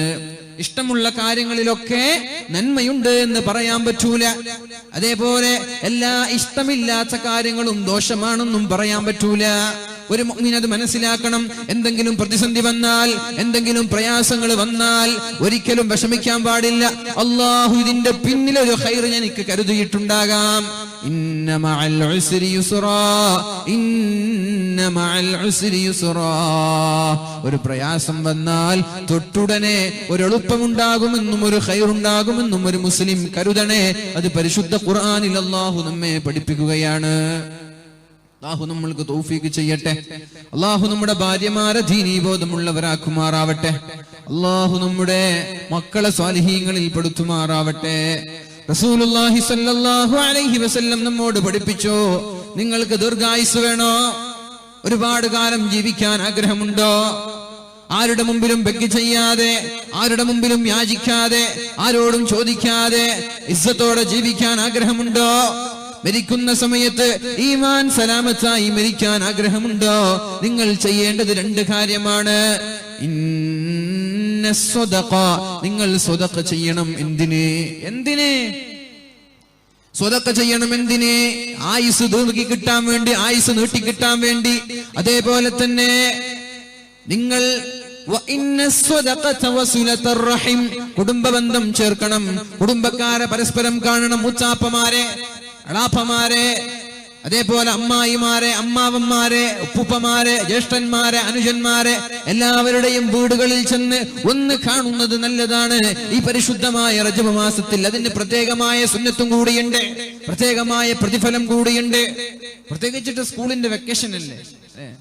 സ്കൂളിന്റെ വെക്കേഷനാണ്. പക്ഷെ കുട്ടികളൊക്കെ എവിടെ? കുട്ടികളൊന്നും കാണുന്നില്ലല്ലോ. എത്ര കുട്ടികളുള്ള ഈ നാട്ടില്? പൊതുവെ വലിയ മുതിർന്ന ആളുകൾ ഗൾഫിലാണെന്ന് പറയാം. കുട്ടികൾ ഏതായാലും ഇവിടെ ഉണ്ടാവണല്ലോ. സ്കൂള് വെക്കേഷനാണ്, എക്സാമും കഴിഞ്ഞൊന്നുമില്ല. അപ്പൊ കുട്ടികൾ ഇവിടെ ഉണ്ടാവണം. ഇല്ല. ആരാണ് ഉത്തരവാദി? അവരുടെ ഉപ്പമാർ. വാലിന് വരുമ്പോ നിങ്ങൾ മാത്രം വന്നാ പോരാ. നിങ്ങൾ വരുമ്പോ നിങ്ങളുടെ മക്കളെ കൈപിടിച്ച് കൊണ്ടുവരണം. എനിക്കൊക്കെ അറിയാം, എന്റെയൊക്കെ കുട്ടിക്കാലത്ത് നാട്ടിലൊക്കെ വാല് നടക്കുമ്പോ തുടക്കത്തിൽ പോയി ഇരിക്കണം. വാല് കഴിയുന്നത് വരെ അനങ്ങാൻ പാടില്ല. വാല് കഴിഞ്ഞാൽ സദസ് നടിക്കാൻ പാടുള്ളൂ. ഇത് ഉപ്പയുടെ ഓർഡറാണ്. പള്ളിക്ക് പോയ ളുഹുറിന്, റമദാനിലൊക്കെ ളുഹുറിന് പള്ളിക്ക് പോകണം. അസറിന് മുമ്പ് പുറത്തിറങ്ങാൻ പാടില്ല. റമദാനിൽ മഗ്രിബിന് പള്ളിക്ക് പോകണം. ഇശായിന് മുമ്പ് പുറത്തിറങ്ങാൻ പാടില്ല. ഇതൊക്കെയായിരുന്നു പഴയ കാലത്ത് ഉപ്പമാരുടെ നിർദ്ദേശങ്ങൾ. ഇന്ന് ഉപ്പമാർക്ക് എന്ത് മക്കള്? ആര് നിസ്കരിക്കണം, ആര് വാലിന് വരണം, അതൊന്നും താല്പര്യമില്ല, അതിനോടൊന്നും ആഗ്രഹമില്ല. എന്നിട്ട് പറയും, ഉസ്താദേ ദുആ ചെയ്യണം മക്കള് സ്വാലിഹാകാൻ. നടക്കോ ഇത്? കാസർഗോഡ് പോകുന്ന ബസ്സിൽ കയറിയിട്ട് ദുആ ചെയ്യ, പടച്ചോൻ എന്നെ കാഞ്ഞങ്ങാട് എത്തിക്കണം. എത്തൂല. എന്ത് ചെയ്യണം? കാസർഗോഡ് പോകുന്ന ബസ്സിൽ കയറി ദുആ ചെയ്യണം, പടച്ചോൻ അപകടങ്ങളൊന്നും ഇല്ലാതെ എന്നെ കാസർഗോഡ് ഒന്ന് എത്തിക്കണേ എന്ന് ദുആ ചെയ്യാ. എന്നാ കാസർഗോഡ് എത്തും അപകടങ്ങളില്ലാതെ. മക്കളെ നന്നാക്കാൻ വേണ്ടി ഉപ്പമാരെ ശ്രമിക്കുക. എന്നിട്ട് ദുആ ചെയ്യാൻ പറയാ. എങ്കിൽ അപകടങ്ങളില്ലാതെ രക്ഷപ്പെടും. അല്ലാതെ നമ്മുടെ ഭാഗത്ത് നിന്നൊരു പരിശ്രമമില്ല, നമ്മുടെ ഭാഗത്ത് നിന്നൊരു താല്പര്യമില്ല, എന്നിട്ട് ഇങ്ങനെ ദുആ ചെയ്യാൻ പറയാം. അതൊന്നും നടക്കാൻ പോകുന്ന കാര്യമില്ല. അതുകൊണ്ട് അല്ലാഹു ബോധം നൽകട്ടെ. നമ്മുടെ മക്കളെ കൈയും പിടിച്ച് കൊണ്ടുവരിക, സദസ്സിലിരുത്തുക. നിങ്ങളൊക്കെ നല്ലവരാണല്ലേ? ഈ മുതിർന്ന ആളുകളൊക്കെ ഒരു കുറ്റവും ചെയ്യാത്ത ആളാണ് എന്ന് പറഞ്ഞാൽ ഇവിടെ ഒരു കുഴപ്പം ഉണ്ടാക്കാത്ത ആളാണ്. ഇനി നമ്മൾക്ക് നന്നാവേണ്ടതാരാ? നമ്മുടെ ചെറിയ മക്കളാണ്. ഒരു 10ന്റെയും ഒരു 25ന്റെയും താഴെയുള്ള ആ ഒരു കാലയളവിലുള്ള ന്യൂജൻ ചെറുപ്പക്കാർ എന്ന് പറയാം നമ്മൾക്ക്. അവരാണ് നമ്മുടെ ദീനിനെ കുറിച്ച് പഠിക്കേണ്ടത്. നമ്മൾ നാളെ മരിച്ചുപോയ ദീനി വിദ്യാഭ്യാസമില്ലാത്ത നമ്മുടെ മക്കൾ എങ്ങനെയാ പള്ളിനെ കൊണ്ടു നടക്കുക? എങ്ങനെയാണ് നാടിനെ കൊണ്ടു നടക്കുക? എങ്ങനെയാണ് നാട്ടിൽ നന്മയുണ്ടാക്കുക? അവർക്ക് എന്തെങ്കിലും പഠിപ്പിക്കണ്ടേ? അവർക്ക് എന്തെങ്കിലും ദീനി വിദ്യാഭ്യാസം ഉണ്ടാക്കണ്ടേ? അതുകൊണ്ട് എന്ത് ചെയ്യണം? ഉപ്പമാർ ഒരു വാദിന് വരുമ്പോ, ജുമാക്ക് പള്ളിക്ക് പോകുമ്പോ, മറ്റുള്ള ജമാഅത്തിന് പോകുമ്പോ മക്കളെ കയ്യും പിടിച്ച് കൊണ്ടുപോവുക. ദുആ കഴിയുന്നത് ഇരിക്കാൻ പറയാ, എന്നിട്ട് കൂടെ വീട്ടിലേക്ക് പോവുക. അല്ലാതെ അരഞ്ഞു തിരിയുന്ന കന്നുകാലികളാക്കി നമ്മുടെ മക്കളെ ദയവ് ചെയ്ത് ഉപ്പമാർ നെവർ മൈൻഡ് ചെയ്ത് വിടരുത്. അള്ളാഹുവിന്റെ ചോദ്യമുണ്ട്. അള്ളാഹു ഇവരെ കുറിച്ചൊക്കെ ഉപ്പയോടും ചോദിക്കും, ഉമ്മയോടും ചോദിക്കും. അള്ളാഹു നമ്മൾക്ക് ബോധം നൽകുമാറാവട്ടെ. അള്ളാഹു നമ്മുടെ മക്കളെയൊക്കെ സ്വാലിഹീങ്ങളിൽ പെടുത്തുമാറാവട്ടെ. അതുകൊണ്ട് എന്ത് ചെയ്യണം? നമ്മുടെ മക്കൾ സ്വാലിഹാകും. ഒരു പക്ഷേ ഭാര്യ നമ്മൾക്ക് ഇഷ്ടപ്പെട്ടില്ലെങ്കിൽ, ഒരു പക്ഷേ സമ്പത്തിന്റെ പിന്നാലെ, ദീനിന്റെ പിന്നാലെ നമ്മൾ പോകുമ്പോ നമ്മുടെ മക്കളെ ശ്രദ്ധിച്ചില്ല എന്ന് വന്നേക്കാം. സമ്പത്തിന്റെ പിന്നാലെ, സൗന്ദര്യത്തിന്റെ പിന്നാലെ പോകുമ്പോ, അല്ലേ? കല്യാണം ആലോചിക്കുന്ന സമയത്ത് ദീനല്ല മാനദണ്ഡമാക്കിയത്, ദീനല്ല കാരണമാക്കിയത് സൗന്ദര്യമാണ്. മാവുങ്കലിൽ നിന്ന് ബൈക്കുമെടുത്തൊരു പ്രവാസി ബൈക്കുമെടുത്ത് അങ്ങോട്ട് പോയി. ഒരാഴ്ച 2 ആഴ്ച ലീവാണ്. അങ്ങനെ പോയി. എന്നിട്ട് ബസ് സ്റ്റാൻഡിലൂടെ വരുന്ന എല്ലാ പെൺകുട്ടികളെയും നോക്കി. ചെറുക്കനുണ്ട്, ചെറുപ്പക്കാരൻ ചങ്ങാതിയുണ്ട് കൂടെ. ഏതാടോ ഗ്ലാമർ ഉള്ളത് പറഞ്ഞു. പിന്നെ അവന്റെ പിന്നാലെ ബൈക്കുമെടുത്തു പോയി. എന്നിട്ട് സൗന്ദര്യം മാനദണ്ഡം വെച്ച് കല്യാണം കഴിച്ച ചെറുപ്പക്കാരാ, നീ നിന്റെ മക്കളോടുള്ള ബാധ്യത വീട്ടിയിട്ടില്ല. അല്ലാഹു നാളെ ചോദിക്കുന്നുണ്ട്. ആദ്യത്തെ ചോദ്യം ഉപ്പമാരോടാണ്, നിങ്ങൾ നിങ്ങളുടെ മക്കളോടുള്ള ബാധ്യതകൾ വീട്ടിയിട്ടുണ്ടോ എന്ന ആദ്യത്തെ ചോദ്യം. എന്താ? മക്കൾക്ക് ഉപ്പമാരോടുള്ള ബാധ്യതയെ കുറിച്ച് അല്ലാഹു ചോദ്യം ചെയ്യും. പക്ഷേ അതിനേക്കാളും മുമ്പ് അല്ലാഹു ഉപ്പമാരോട് മക്കളെ കുറിച്ചും ചോദ്യം ചെയ്യും. എന്താണ് ഒന്നാമത്തെ ബാധ്യത? എന്താ? മഹാനായ ഉമർ തങ്ങളുടെ അടുത്തേക്ക് വന്നുവല്ലോ ഒരു സ്വഹാബി, ഒരു സഹോദരൻ, മകനെയും കൂട്ടി. എന്നിട്ട് അമീറുൽ മുഅ്മിനീൻ, എന്റെ മകൻ ഞാൻ പറഞ്ഞത് കേൾക്കുന്നില്ല, എന്നോട് അപമര്യാദയായി പെരുമാറുന്നു, എന്നോട് കുരുത്തക്കേട് കാണിക്കുന്നു എന്ന് പറഞ്ഞപ്പോഴാണ് മഹാനായ അമീറുൽ മുഅ്മിനീനോട് മകൻ ചോദിച്ചത്, അല്ലയോ അമീറുൽ മുഅ്മിനീൻ, ഞാനൊന്ന് ചോദിക്കട്ടെ, ഈ ഉപ്പമാർക്ക് മക്കളോട് മാത്രമേ ഉള്ളൂ ബാധ്യതകൾ? അല്ല, മക്കൾക്ക് ഉപ്പയോട് ബാധ്യതയില്ലേ? മക്കൾക്ക് മക്കളോട് ഉപ്പമാർക്ക് കടമയില്ലേ? ഉപ്പമാർക്ക് ഇങ്ങോട്ടില്ലേ? ഒരു പാലം വെച്ചാൽ അങ്ങോട്ടും ഇങ്ങോട്ടും പോകുന്നത് പോലെ ഉപ്പയ്ക്ക് മക്കളോടില്ലേ കടമകൾ? ഉണ്ട്. ഉപ്പയ്ക്ക് മക്കളോടുമുണ്ട് കടമകൾ. എന്താണ്? പറയൂ അമീറുൽ മുഅ്മിനീൻ, പറയൂ എന്ന് പറഞ്ഞപ്പോഴാണ് അമീറുൽ മുഅ്മിനീൻ പറഞ്ഞത്, ഒന്ന്, നല്ല ഭാര്യയെ സെലക്ട് ചെയ്യണം, ദീനിയായ ഭാര്യയെ സെലക്ട് ചെയ്യണം. സൗന്ദര്യമല്ല, സമ്പത്തല്ല. പെണ്ണിന്റെ വീടിന്റെ വലുപ്പം എത്ര? 2 നിലയുള്ള വീടാണോ? ഉപ്പയ്ക്ക് ഗൾഫിൽ ജോലിയുണ്ടോ? ഉപ്പയ്ക്ക് ഷോപ്പിംഗ് മാളുകളുണ്ടോ? ഉപ്പയുടെ കയ്യിൽ സ്വത്തുണ്ടോ, ഭൂമിയുണ്ടോ എന്നതല്ല മാനദണ്ഡം. എന്താ മാനദണ്ഡം? ദീനിയായ പെണ്ണിനെ കഴിക്കണമെന്നാണ് പരിശുദ്ധ റസൂലുള്ളാഹി സ്വല്ലല്ലാഹു അലൈഹി വസല്ലം പഠിപ്പിച്ചത്. വരാനിരിക്കുന്ന മക്കളോട് ചെയ്യുന്ന ഒന്നാമത്തെ ബാധ്യതയാണ് നല്ലൊരു ദീനി ബോധമുള്ള ഭാര്യയെ സെലക്ട് ചെയ്യൽ. രണ്ടാമത്തേത് നല്ല പേരിട്ട് കൊടുക്കുക. അല്ലാഹു നമ്മൾക്ക് ബോധം നൽകുമാറാവട്ടെ. അതേപോലെ മക്കൾക്ക് ഉപ്പമാരോടുമുണ്ട് ബാധ്യതകൾ. ഞാൻ നേരത്തെ പറഞ്ഞു, ഇന്ന സ്വദഖത വസിലത്തുർ റഹിം, സ്വദഖ ചെയ്യുന്നവരും കുടുംബബന്ധം ചേർക്കുന്നവർക്കും അല്ലാഹു നൽകുന്ന ഉപകാരങ്ങൾ എന്തൊക്കെയാണ്? അല്ലാഹു നൽകുന്ന നേട്ടങ്ങൾ എന്തൊക്കെയാണ്? എന്തൊക്കെ? ഒന്ന്, അവന്റെ ആയുസ്സിന് അല്ലാഹു ബർക്കത്ത് നൽകും. അവന്റെ ആയുസ്സിൽ അല്ലാഹു ബർക്കത്ത് ചെയ്യും. 60 വർഷം ജീവിക്കുന്നവന് 600 വർഷം ജീവിച്ച പ്രതീതി ഉണ്ടാകും, ബർക്കത്തുണ്ടാകും ആയുസ്സിൽ. അതേപോലെ തന്നെ അവന്റെ ഭക്ഷണത്തിൽ വിശാലതയുണ്ടാകും. മക്കൾക്ക് ഭക്ഷണം കൊടുക്കാൻ കഴിയാതെ, ഭാര്യയ്ക്ക് ഭക്ഷണം കൊടുക്കാൻ കഴിയാതെ, ജീവിതത്തിന്റെ 2 അറ്റം കൂട്ടിമുട്ടിക്കാൻ കഴിയാതെ പ്രയാസപ്പെടേണ്ടി വരില്ല. ആർക്ക്? കുടുംബ ബന്ധം പുലർത്തുന്ന ആളുകൾക്ക്. അതുകൊണ്ട് എന്ത് ചെയ്യാ?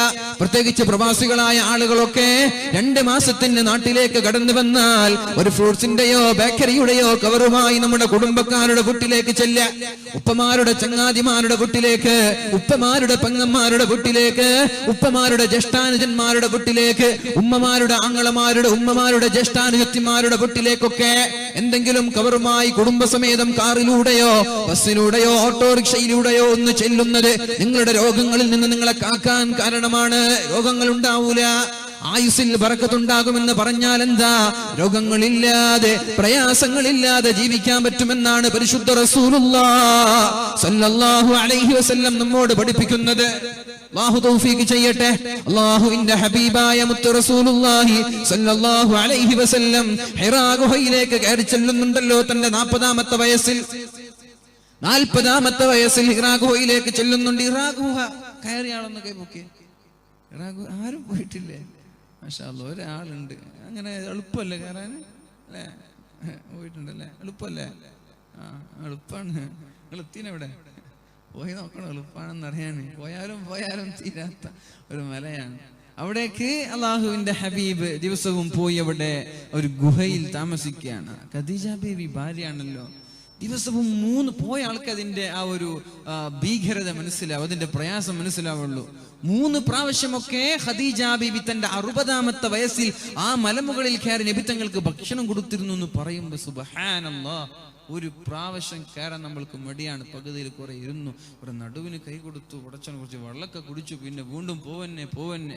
അവസാനം ഇവിടെ എത്തിപ്പെടുമ്പോ ഒക്കെ കഴിഞ്ഞല്ലേ. അങ്ങനെയുള്ള പർവ്വതത്തിന്റെ മുകളിലേക്ക് മഹദിയായ ഖദീജ റളിയല്ലാഹു അൻഹാ 60ാമത്തെ വയസ്സിലാണ് ദിവസവും 3 തവണ കയറി ഇറങ്ങിയത് അല്ലാഹുവിന്റെ ഹബീബിന് ഭക്ഷണം കൊടുക്കാൻ വേണ്ടി. അങ്ങനെ ഒരു ദിവസം അല്ലാഹുവിന്റെ ഹബീബ് ഓടി വരുന്നുണ്ട്. സമ്മിലൂനി യാ ഖദീജ യാ അയ്യുഹൽ മുസമ്മിൽ ഖുമിൽ ലൈല ഇല്ലാ ഖലീലാ. അല്ലാഹുവിന്റെ ഹബീബിനോട് പരിശുദ്ധമായ ഖുർആനിന്റെ ആയത്തിറങ്ങി. സമ്മിലൂനി സമ്മിലൂനി, എന്നെ നീ പുതപ്പിട്ട് മൂടണം ഖദീജ. ഞാൻ പേടിച്ചു പോയി, ഞാൻ ആകെ വിഷണ്ണനായിരിക്കുകയാണ്, ഞാനാകെ തളർന്നിരിക്കുകയാണ്, ഞാനാകെ പേടിച്ചിരിക്കുകയാണ്. എന്തോ ഞാൻ അവിടെ കണ്ടു. എന്താ കണ്ടത്? اقرأ باسم ربك الذي خلق خلق الإنسان من علق اقرأ وربك الأكرم الذي علم بالقلم علم الإنسان ما لم يعلم. ജിബ്രീൽ അലൈഹിസ്സലാം ആ ഗുഹയിലേക്ക് കടന്നു വന്നുകൊണ്ട് അല്ലാഹുവിന്റെ ഹബീബിനെ അണച്ചു പിടിക്കുകയും ഹബീബിനോട് പറഞ്ഞു, മുഹമ്മദേ ഓതണമെന്ന്. മാ അന ബിഖാരിൻ, എനിക്ക് ഓതാൻ അറിയില്ല. മാ അന ബിഖാരിൻ, എനിക്ക് ഓതാൻ അറിയില്ല. അല്ല, ഓതിയേ പറ്റൂ. ഞാൻ സ്കൂളിൽ പോയിട്ടില്ല. 40ാമത്തെ വയസ്സിലാ പറയുന്നത്. ഞാൻ പഠിച്ചിട്ടില്ല, എഴുതാൻ പഠിച്ചിട്ടില്ല, വായിക്കാൻ പഠിച്ചിട്ടില്ല. എങ്ങനെയാണ് ഞാൻ ഓതേണ്ടത്? ഇഖ്റ മുഹമ്മദേ, ഇത് പറഞ്ഞിട്ട് കാര്യമില്ല, ഓതിയേ പറ്റൂ. എന്നിട്ട് ഓതി കൊടുത്തു. ഇഖ്റ ബിസ്മി റബ്ബികല്ലദീ ഖലഖ് ഖലഖൽ ഇൻസാന മിൻ അലഖ് ഇഖ്റ വറബ്ബുകൽ അക്രം അല്ലദീ അല്ലമ ബിൽ ഖലം അല്ലമൽ ഇൻസാന മാ ലം യഅലം. ഓതി പേടിച്ചു, ശരീരമൊക്കെ അണച്ചിങ്ങനെ കൂട്ടി ഓടി വന്നു. സമ്മിലൂനി ഖദീജ, ഖദീജ എന്നൊന്ന് പുതപ്പിട്ട് മൂടണം, ഞാനാകെ തളർന്നിരിക്കുകയാണ്, ഞാൻ എന്തോ കണ്ടിരിക്കുകയാണ്. അപ്പോഴാണ് മഹദിയായ ഖദീജ ബീവി പറഞ്ഞത്, ഭർത്താവേ, നിങ്ങൾ അല്ലാഹു ഒരിക്കലും പരാജയപ്പെടുത്തൂല. കല്ലാ ലാ യുഖ്സീക അല്ലാഹു അബദാ. അല്ലാഹു നിങ്ങൾക്കൊരിക്കലും അപകടം നൽകൂല. അല്ലാഹു നിങ്ങൾക്കൊരിക്കലും പരീക്ഷണം നൽകൂല. അല്ലാഹു നിങ്ങൾക്കൊരിക്കലും ബുദ്ധിമുട്ട് നൽകൂല. എന്തെന്നറിയോ? ഇന്നക ലതസിലുർ റഹിമ, നിങ്ങൾ കുടുംബ ബന്ധം ചേർക്കുന്നവനാണല്ലോ, കുടുംബബന്ധം ചേർക്കുന്നവരാണല്ലോ അങ്ങ്. അതുകൊണ്ട് അല്ലാഹു പ്രയാസം നൽകില്ല. ഇത് ആരാണ് പറയുന്നത്? പ്രിയപ്പെട്ട പത്നി തന്റെ ഭർത്താവിനെ ആശ്വസിപ്പിക്കുകയാണ്. ഉമ്മമാരെ, ഭാര്യമാരായ പെണ്ണുങ്ങളൊക്കെ ഭർത്താക്കന്മാരുടെ പ്രയാസങ്ങൾക്ക് എരുത്തിയിൽ എണ്ണ ഒഴിക്കുന്നത് പോലെ പ്രയാസപ്പെടുത്താനല്ല ശ്രമിക്കേണ്ടത്. എന്ത് പ്രയാസം വന്നാലും ഒന്ന് പുഞ്ചിരിച്ച് തലോടി ഭർത്താവിന്റെ തലയൊക്കെ തടവിക്കൊടുത്ത് ഭർത്താവിനെ സമാശ്വസിപ്പിക്കാനാണ് ഭാര്യമാർ ശ്രമിക്കേണ്ടത്. വലിയൊരു അപകടം പിടിച്ച സമയം യാതൊരു വിഷമവും വേണ്ട. ഇന്നക ലതസിലുർ റഹിമ, നിങ്ങൾ കുടുംബ ബന്ധം ചേർക്കുന്നവരാ, അതുകൊണ്ട് നിങ്ങൾക്ക് പ്രയാസം ഉണ്ടാവൂല. എന്നിട്ട് ഭർത്താവിന്റെ കൈയും പിടിച്ച് പോയി വറഖത്ത് ബിൻ നൗഫലിന്റെ അടുത്തേക്ക്. യാതൊരു പേടിയും പേടിക്കണ്ട. ഇത് മൂസാ നബിക്ക് വന്ന ആളാണ്. ആര്? ജിബ്രീൽ അലൈഹിസ്സലാമാണ്. നുബുവത്ത് കിട്ടിയ ദിവസമാണത്. നമ്മുടെ വിഷയം എന്താ? കുടുംബബന്ധം ചേർക്കുന്ന ആളുകൾക്ക് ഒരിക്കലും അപകടമുണ്ടാവൂല. അതുകൊണ്ട് എന്താ ചെയ്യേണ്ടത്? കുടുംബബന്ധം വിച്ഛേദിക്കാൻ നമ്മൾ തുനിയരുത്. ദുആക്ക് ഇജാബത്ത് ലഭിക്കില്ല, ഒരിക്കലും കിട്ടില്ല. നമ്മൾ കുറെ സ്വതക്ക നൽകി, ലക്ഷങ്ങൾ സ്വതക്ക നൽകി, വലിയൊരു കാളിയാറയോ വലിയൊരു സുഫി വര്യനെയോ കൊണ്ടുവന്ന് എല്ലാവരും ആമീൻ ആമീൻ കരഞ്ഞിട്ടൊന്നും കാര്യമില്ല. കുടുംബബന്ധം വിച്ഛേദിച്ചവരാണ് എന്ന് വെച്ചാല് പ്രശ്നങ്ങൾ ഉണ്ടാക്കി അയൽവാസിയോട്, ജ്യേഷ്ഠന്മാരോട്, അനുജന്മാരോട് സ്വത്തിന്റെ തർക്കത്തിലൊക്കെ തെറ്റി നിൽക്കുന്ന ആളുകൾ സദസ്സിലുണ്ടെങ്കിൽ നോ ചാൻസ്, ഒരു അവസരമില്ല, ദുആക്ക് ഉത്തരം കിട്ടില്ല. റസൂലുള്ളാഹി സ്വല്ലല്ലാഹു അലൈഹി വസല്ലം പഠിപ്പിച്ചുവല്ലോ, നിങ്ങൾ ദുആ ചെയ്താൽ അല്ലാഹു നിങ്ങൾക്ക് ഉത്തരം നൽകും. ആ ദുആയിൽ കുടുംബ ബന്ധം മുറിച്ചവനില്ലെങ്കിൽ, ആ ദുആയിൽ മറ്റൊരാളെ ബുദ്ധിമുട്ടിക്കുന്ന ദുആ അല്ലെങ്കിൽ അല്ലാഹു നിങ്ങൾക്ക് 3-4 ഉത്തരം നൽകുക തന്നെ ചെയ്യും. ഒന്നുകിൽ ഓൺ ദി സ്പോട്ട് ഉത്തരം നൽകും, അല്ലെങ്കിൽ അല്പം കഴിഞ്ഞായിരിക്കും ഉത്തരം നൽകുന്നത്. ദുനിയാവിൽ നിങ്ങൾക്ക് അതിന്റെ ഉത്തരം കണ്ടില്ലെങ്കിലും നാളെ ആഖിറത്തിൽ ഇഷ്ടം പോലെ വേണ്ടുവോളം അതിന്റെ പ്രതിഫലങ്ങൾ ദറജയായി സ്വർഗത്തിന്റെ ഉന്നതമായ തട്ടിൽ നിങ്ങൾക്ക് അല്ലാഹു പ്രത്യേക സ്ഥലം സൗകര്യം ചെയ്തിരിക്കും എന്ന് പരിശുദ്ധ റസൂലുള്ളാഹി സ്വല്ലല്ലാഹു അലൈഹി വസല്ലം. അല്ലാഹുവിന്റെ ഹബീബും സ്വഹാബാക്കളും ഒരു മരുഭൂമിയിൽ ഇരിക്കുകയാണ്. അപ്പോഴാണ് ഒരു പെണ്ണ് വരുന്നത്. സ്വഹാബാക്കളൊക്കെ അവിടെയുണ്ട്. അല്ലാഹുവിന്റെ ഹബീബിന്റെ അടുത്തേക്ക് ഒരു പെണ്ണ് വന്നു. സ്വഹാബാക്കൾ ചോദിച്ചു, നിങ്ങൾ ആരാ? പെണ്ണ് പറഞ്ഞു, ഞാൻ അല്ലാഹുവിന്റെ ഹബീബിന്റെ പെങ്ങളാണ്, മുഹമ്മദ് നബിയുടെ പെങ്ങളാണ്. എങ്ങനെ പെങ്ങളാണ്? അപ്പൊ പറഞ്ഞു, മുലകുടി ബന്ധത്തിലുള്ള, മുലപ്പാല് ബന്ധത്തിലുള്ള പെങ്ങളാണ് ഞാൻ. അല്ലാഹുവിന്റെ ഹബീബ് എന്ത് ചെയ്തുവെന്നറിയോ? ഇതുവരെ കണ്ടിട്ടില്ല, ഇതുവരെ പരിചയമില്ല. അങ്ങനെ ഒരു പെങ്ങളാണെന്ന് വന്നുകൊണ്ട് പറഞ്ഞപ്പോഴേക്കും അവിടെ നിന്ന് എണീക്കുകയും എന്നിട്ട് ആ വൃദ്ധയായ പെണ്ണിനെ ഒരു മരത്തിന്റെ തണലിൽ കൊണ്ടുപോയി ഇരുത്തുകയും എന്നിട്ട് പെണ്ണിന് 100ഓളം ഒട്ടകങ്ങൾ സമ്മാനം നൽകുകയും എന്നിട്ട് പറഞ്ഞു, നിങ്ങൾക്ക് ഇവിടെ മുസ്ലിമായി ഇവിടെ കൂടണോ, അല്ല നിങ്ങൾക്ക് തിരിച്ചു പോകണോ, നിങ്ങളുടെ താല്പര്യം പോലെ ചെയ്തേക്കാം. എന്താണ് നിങ്ങൾക്ക് വേണ്ടത്? ഇവിടെ എന്റെ കൂടെ കുടുംബ ബന്ധം പുലർത്തിക്കൊണ്ട് എന്റെ കൂടെ മുസ്ലിമായി ജീവിക്കണോ, അല്ല നിങ്ങൾക്ക് തിരിച്ചു പോകണോ? പെണ്ണ് പറഞ്ഞ് എനിക്ക് തിരിച്ചു പോകണമെന്ന്. ഉടനെ തന്നെ അല്ലാഹുവിന്റെ ഹബീബ് തന്റെ കയ്യിലുണ്ടായിരുന്ന സമ്മാനങ്ങളും ഒരു 100ഓളം ഒട്ടകങ്ങളും പെണ്ണിന് സമ്മാനം നൽകിയെന്ന് പരിശുദ്ധമായ ഇസ്ലാമിക ചരിത്രത്തിൽ കാണാൻ സാധിക്കും. ഇങ്ങനെയാണ് കുടുംബ ബന്ധം പുലർത്തുന്നത്. തന്റെ ഉപ്പയുടെ കബറിടം സന്ദർശിക്കുമായിരുന്നു, തന്റെ ഉമ്മയുടെ കബറിടം അല്ലാഹുവിന്റെ ഹബീബ് സന്ദർശിക്കുമായിരുന്നു. മക്കളോട് പെരുമാറിയത് നമ്മൾക്കറിയാമല്ലോ. ഫാത്തിമ ബീവി റളിയല്ലാഹു അൻഹയെ വല്ലാത്ത സ്നേഹമായിരുന്നു അല്ലാഹുവിന്റെ ഹബീബിന്. ഫാത്തിമ ബിളഅത്തുൻ മിന്നി, ഫാത്തിമ എന്റെ കരളിന്റെ കഷ്ണമാണെന്ന് പറഞ്ഞ ആളാണ് മുത്തുനബി. എന്റെ കരളിന്റെ കഷ്ണമാണ് ഫാത്തിമ, എനിക്ക് ഫാത്തിമയെ ഇഷ്ടമാണ്. അതുകൊണ്ട് ഫാത്തിമയെ ആരൊക്കെയാണോ സ്നേഹിക്കുന്നത് അവർ അല്ലാഹുവേ നീ സ്നേഹിക്കണേ എന്ന് അല്ലാഹുവിന്റെ ഹബീബ് ദുആ ചെയ്തിട്ടുണ്ടല്ലോ. സയ്യിദത്തു നിസാഇൽ ജന്ന, സ്വർഗ്ഗലോകത്തിലെ സ്ത്രീകളുടെ നേതാവാണല്ലോ ഫാത്തിമ. ആ ഫാത്തിമയാണല്ലോ അല്ലാഹുവിന്റെ ഹബീബിന്റെ അടുത്തേക്ക് വന്നുകൊണ്ട് പറഞ്ഞത്, യാ റസൂലല്ലാഹ്, അല്ലാഹുവിന്റെ ഹബീബേ എന്റെ പൊന്നുപ്പാ, ജോലി ചെയ്ത് എന്റെ കൈകളൊക്കെ തഴമ്പിച്ചു പോയിരിക്കുകയാണ്. എന്റെ മനോഹരമായ മുഖങ്ങളെല്ലാം കരുവാടിച്ചു പോയിരിക്കുകയാണ്. എന്റെ സൗന്ദര്യം നഷ്ടപ്പെട്ടു പോയിരിക്കുകയാണ്. എന്റെ ശരീരമാകെ തഴമ്പിച്ചു പോയിരിക്കുകയാണ്. ആസുങ്കല്ലുരുട്ട് എനിക്ക് കഴിയുന്നില്ല നബിയെ, എനിക്കൊരു ഖാദിമത്ത് വേണമെന്ന് പറഞ്ഞ് അല്ലാഹുവിന്റെ ഹബീബിന്റെ സന്നിധിയിലേക്ക് ചെന്നപ്പോൾ അല്ലാഹുവിന്റെ ഹബീബ് എന്താ ചെയ്തത്? ഒരു ഖാദിമിനെടുത്ത് കൊടുത്തോ? ഇല്ല. കുഞ്ഞുമോളോട് സ്നേഹമാണ്, ഫാത്തിമയോട് സ്നേഹമാണ്. വഫാത്തിന്റെ സമയത്ത് അല്ലാഹുവിന്റെ ഹബീബ് തന്റെ ഭാര്യമാരും എല്ലാവരും ഒരുമിച്ച് കൂടിയ സന്ദർഭത്തിൽ ഫാത്തിമ ബീവിയെ വിളിച്ചുകൊണ്ട് പറഞ്ഞു, ഫാത്തിമ ഇങ്ങോട്ട് വരണം. ഫാത്തിമയോട് രഹസ്യം പറഞ്ഞു. ഒന്നാമത്തെ രഹസ്യം പറഞ്ഞപ്പോൾ ഫാത്തിമ കരയുകയും രണ്ടാമത്തെ രഹസ്യം പറഞ്ഞപ്പോ ഫാത്തിമ ചിരിക്കുകയും ചെയ്തുവല്ലോ. എന്താണ് ആ രഹസ്യം എന്നറിയോ? ഒന്നാമത്തെ രഹസ്യം, ഫാത്തിമ ഇന്ന് ഞാൻ മരിക്കാൻ പോവുകയാണ്. ഫാത്തിമ കരഞ്ഞു പോയി റളിയല്ലാഹു അൻഹാ. രണ്ടാമത്തെ രഹസ്യം എന്താണെന്നറിയോ? എന്റെ മരണശേഷം എന്റെ കുടുംബത്തിൽ നിന്ന് എന്നിലേക്ക് ആദ്യമായി മരിച്ചുകൊണ്ട് കടന്നു വരുന്നത് അത് നീയാണ് ഫാത്തിമ എന്ന് പറഞ്ഞപ്പോഴാണ് ഫാത്തിമ ബീവി ചിരിച്ചത്.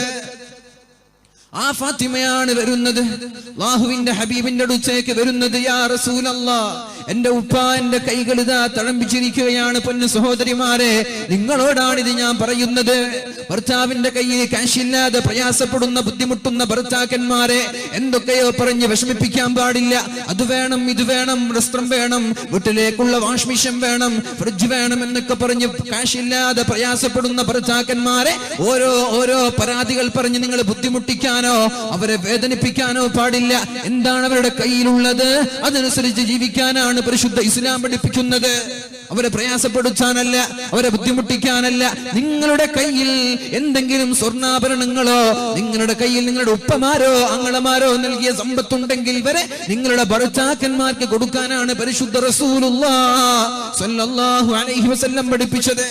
എന്റെ പൊന്നൊന്നും ഞാൻ തരൂല, അപ്പൊ നിന്റെതൊന്നും സ്വത്തല്ലേ.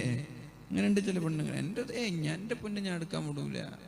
അതല്ല, നിങ്ങളത് രണ്ടുപേരും ഒന്നാണ്. ഭർത്താവിന് നിന്നോട് അവകാശമുണ്ട്, ശരിയാണ്. പക്ഷേ പാവമാണ് ഭർത്താവെങ്കിൽ അങ്ങോട്ടും സഹായിച്ചു കൊടുക്കണം. നബിതങ്ങൾ ഖദീജ ബീവിയെ കല്യാണം കഴിക്കുമ്പോ എന്താണ് നബിതങ്ങളുടെ കയ്യിലുള്ളത്? ഒന്നുമില്ലാത്ത നബിതങ്ങളെ ആരാണ് സംരക്ഷിച്ചത്? തന്റെ ഭാര്യയായ ഖദീജ ബീവി റളിയല്ലാഹു അൻഹാ. ഒരുപാട് സമ്പത്ത് ദീനിന് വേണ്ടി ചെലവഴിച്ചു. അപ്പോഴാണ് അവിടെയുള്ള മുശ്രിക്കീങ്ങൾ പരിഹസിക്കാൻ തുടങ്ങിയത്. എന്താണ് ഭർത്താവിന്റെ കയ്യിലുള്ള, മുഹമ്മദിന്റെ കയ്യിലുള്ളത് ഒന്നുമില്ലല്ലോ എന്ന് പറഞ്ഞ് പരിഹസിച്ചപ്പോഴാണ് ഖദീജ ബീവി തന്റെ കയ്യിലുണ്ടായിരുന്ന സകലമാന സ്വത്തുകളും ഇതെന്റെ ഭർത്താവിനുള്ളതാണ്, ഇതെനിക്കല്ല, ഇതെന്റെ ഭർത്താവിനുള്ളതാണെന്ന് പറഞ്ഞ് എഴുതി കൊടുത്തത്. ഇതിനി മുതൽ എന്റെ ഭർത്താവിൻ്റെതാണ്. ഹബീബ് പറഞ്ഞുവല്ലോ, എനിക്ക് ഇഷ്ടപ്പെട്ട ഭാര്യ എന്റെ ഖദീജയാണ്. എന്തേന്നറിയോ? എന്നെ ആദ്യമായി എന്നെ കൊണ്ട് വിശ്വസിച്ചത് എന്റെ ഖദീജയാ. എനിക്ക് പ്രയാസമുണ്ടാകുമ്പോൾ എനിക്ക് താങ്ങും തണലുമായി നിന്നത് ഖദീജയാണ്. എനിക്ക് മക്കളെ തന്നത് ഖദീജയാണ്. ഖദീജയുടെ സമ്പത്ത് ഉപകരിച്ചതുപോലെ വേറെ ഒരാളുടെയും സമ്പത്ത് എനിക്ക് ഉപകരിച്ചിട്ടില്ല എന്ന് പരിശുദ്ധ റസൂലുള്ളാഹ്. ഉറക്കം പിടിച്ചാൽ നിങ്ങൾക്ക്? എനിക്ക് ഉറക്കം പിടിക്കാൻ പോവാണ്.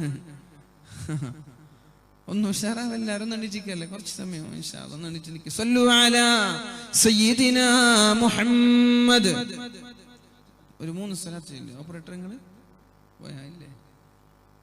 അന്ന് ഇവിടെ ഒരു ചെറിയ ഹൈപ്പിച്ചെടുക്കാതെ സംസാരിക്കാൻ ഒരു മുഴക്കം കിട്ടുന്ന പോലെ ഒന്ന് കൂട്ടും, ഒരു ഹൈപ്പിച്ചെടുക്കേണ്ടി വരുന്നത്. അങ്ങനെ ചെയ്താൽ സലാത്ത് ചൊല്ലി ഇങ്ങനെ ക്ഷീണിച്ച പോലെ ഒന്ന് ഉറക്കെ ചൊല്ലില്ലാരും. സല്ലല്ലാഹു അലാ മുഹമ്മദ്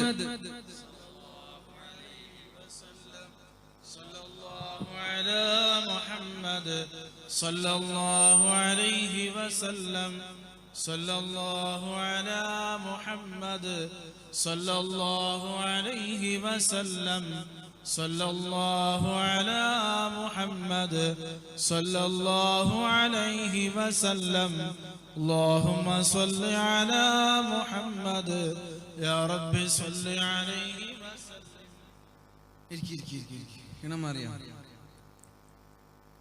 ഇതൊന്ന് കാലായി 10:30 നിർത്തലാണ് എല്ലാ സ്ഥലത്തും. ഇവിടെ വൈകിപ്പില്ലേ? അപ്പോ ഞാൻ പറഞ്ഞു, 2 പേരുടെയും സ്വത്ത് 2 പേർക്കും ഉള്ളതാണ്, അത് ആർക്കും ഒറ്റയ്ക്കുള്ളതല്ല. സഹകരിക്കുക, പരസ്പരം അഡ്ജസ്റ്റ്മെന്റ് ഇല്ലാതെ ഒരു കുടുംബ ബന്ധവും ശരിക്കും പോലും ഉറപ്പാണത്. എന്ത് വേണം? 2 പേരും അങ്ങോട്ടും ഇങ്ങോട്ടും സഹകരിക്കണം. കുടുംബ ബന്ധം എല്ലാ സ്ഥലത്തും പാളിച്ചകളുണ്ടാകും. എന്റെ ഭാര്യ എന്തെങ്കിലും പറയുമ്പോഴേക്കും മുടച്ചനെ വെറുതെ കെട്ടിപ്പോയത്, എത്ര പെണ്ണുങ്ങൾ ഉണ്ടായിരുന്നു അല്ലേ, വെറുതെ കെട്ടിത്തോറ്റല്ലോ എന്ന് ചിന്തിക്കല്ല.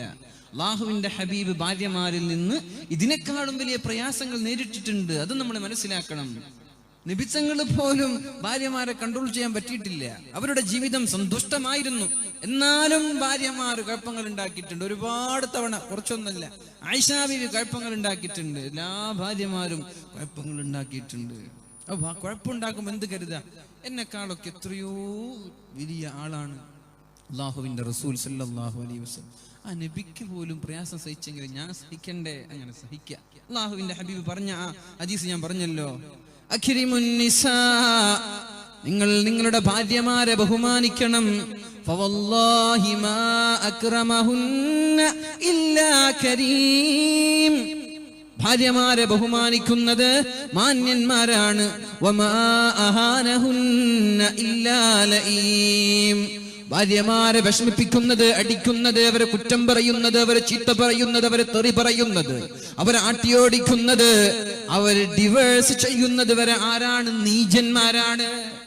ഭാര്യമാരെ കുറ്റം പറഞ്ഞു നടക്കുക അല്ലേ? അങ്ങനെയില്ലേ? ഭാര്യമാരുടെ വീട്ടിൽ ചെന്ന് ഭാര്യമാരുടെ മാതാപിതാക്കളോടോ ആങ്ങളമാരോടോ ഭാര്യമാരുടെ കുറവുകൾ പറഞ്ഞു നടക്കുന്നത് നല്ലതല്ല. അതൊരു സത്യവിശ്വാസിക്ക് ഭൂഷണമല്ല. വമാ അഹാനഹുന്ന ഇല്ലാ ലഈം. നിന്യന്മാർക്ക് അതിന് പറ്റുകയുള്ളൂ. അവരെ കുറ്റപ്പെടുത്താൻ ഒരു ചായ ഉണ്ടാക്കി, ചായക്ക് ടേസ്റ്റ് ഇല്ല.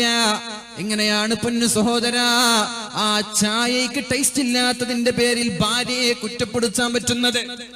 വസ്ത്രം മലക്കി തന്നു, വസ്ത്രത്തിന്റെ ചളിയൊന്നും പോയിട്ടില്ല, എവിടെയോ എന്തോ ഒരു ചളി ബാക്കി നിൽക്കുന്നുണ്ട്.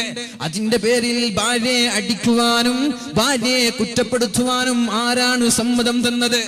ഞാൻ ചോദിക്കട്ടെ, ഭാര്യമാർ ഇസ്തിരി ചെയ്ത് അയൺ ചെയ്ത് തന്നു, എവിടെയോ ഒരു ചുരുളൊന്നും നീങ്ങാത്തതിന്റെ പേരിൽ, എവിടെയോ ഒന്ന് ഭംഗിയാവാത്തതിന്റെ പേരിൽ ഭാര്യയോട് കയർത്ത് സംസാരിക്കാൻ ആരാണ് പൊന്നു സഹോദര നമ്മൾക്ക് സമ്മതം തന്നത്? ആ അയൺ ചെയ്ത് തരുന്നത് വരെ അവരുടെ ഔദാര്യമല്ലേ അത്? അവർക്ക് അവകാശമില്ലല്ലോ. അലക്കിത്തരുന്നത് വരെ അവർ ഞങ്ങൾക്ക് ചെയ്യുന്ന ഔദാര്യമല്ലേ? പിന്നെ എങ്ങനെയാണ് നമ്മൾ ദേഷ്യപ്പെടുന്നത്? അവർക്കൊരു ചായ വെച്ച് കൊടുക്കാൻ ഇത്രയും കാലം കൊണ്ട് നമ്മളെ കൊണ്ട് പറ്റിയിട്ടുണ്ടോ? അള്ളാഹുവിന്റെ ഹബീബ് ചായ വെച്ച് കൊടുത്തിട്ടില്ലേ? ചായ മീൻസ് അവർക്ക് കുക്ക് ചെയ്ത് കൊടുത്തിട്ടില്ലേ? ആവശ്യമുള്ളത് ഉണ്ടാക്കി കൊടുത്തിട്ടില്ലേ അള്ളാഹുവിന്റെ ഹബീബ്? ആ ചെറിയ വീട്ടിൽ അള്ളാഹുവിന്റെ ഹബീബ് വീടടിച്ച് വാരി കൊടുത്തിട്ടില്ലേ? അലക്കി കൊടുത്തിട്ടില്ലേ? ചെരുപ്പ് തേച്ച് കൊടുത്തിട്ടില്ലേ? ചെരുപ്പ് കഴുകി കൊടുത്തിട്ടില്ലേ?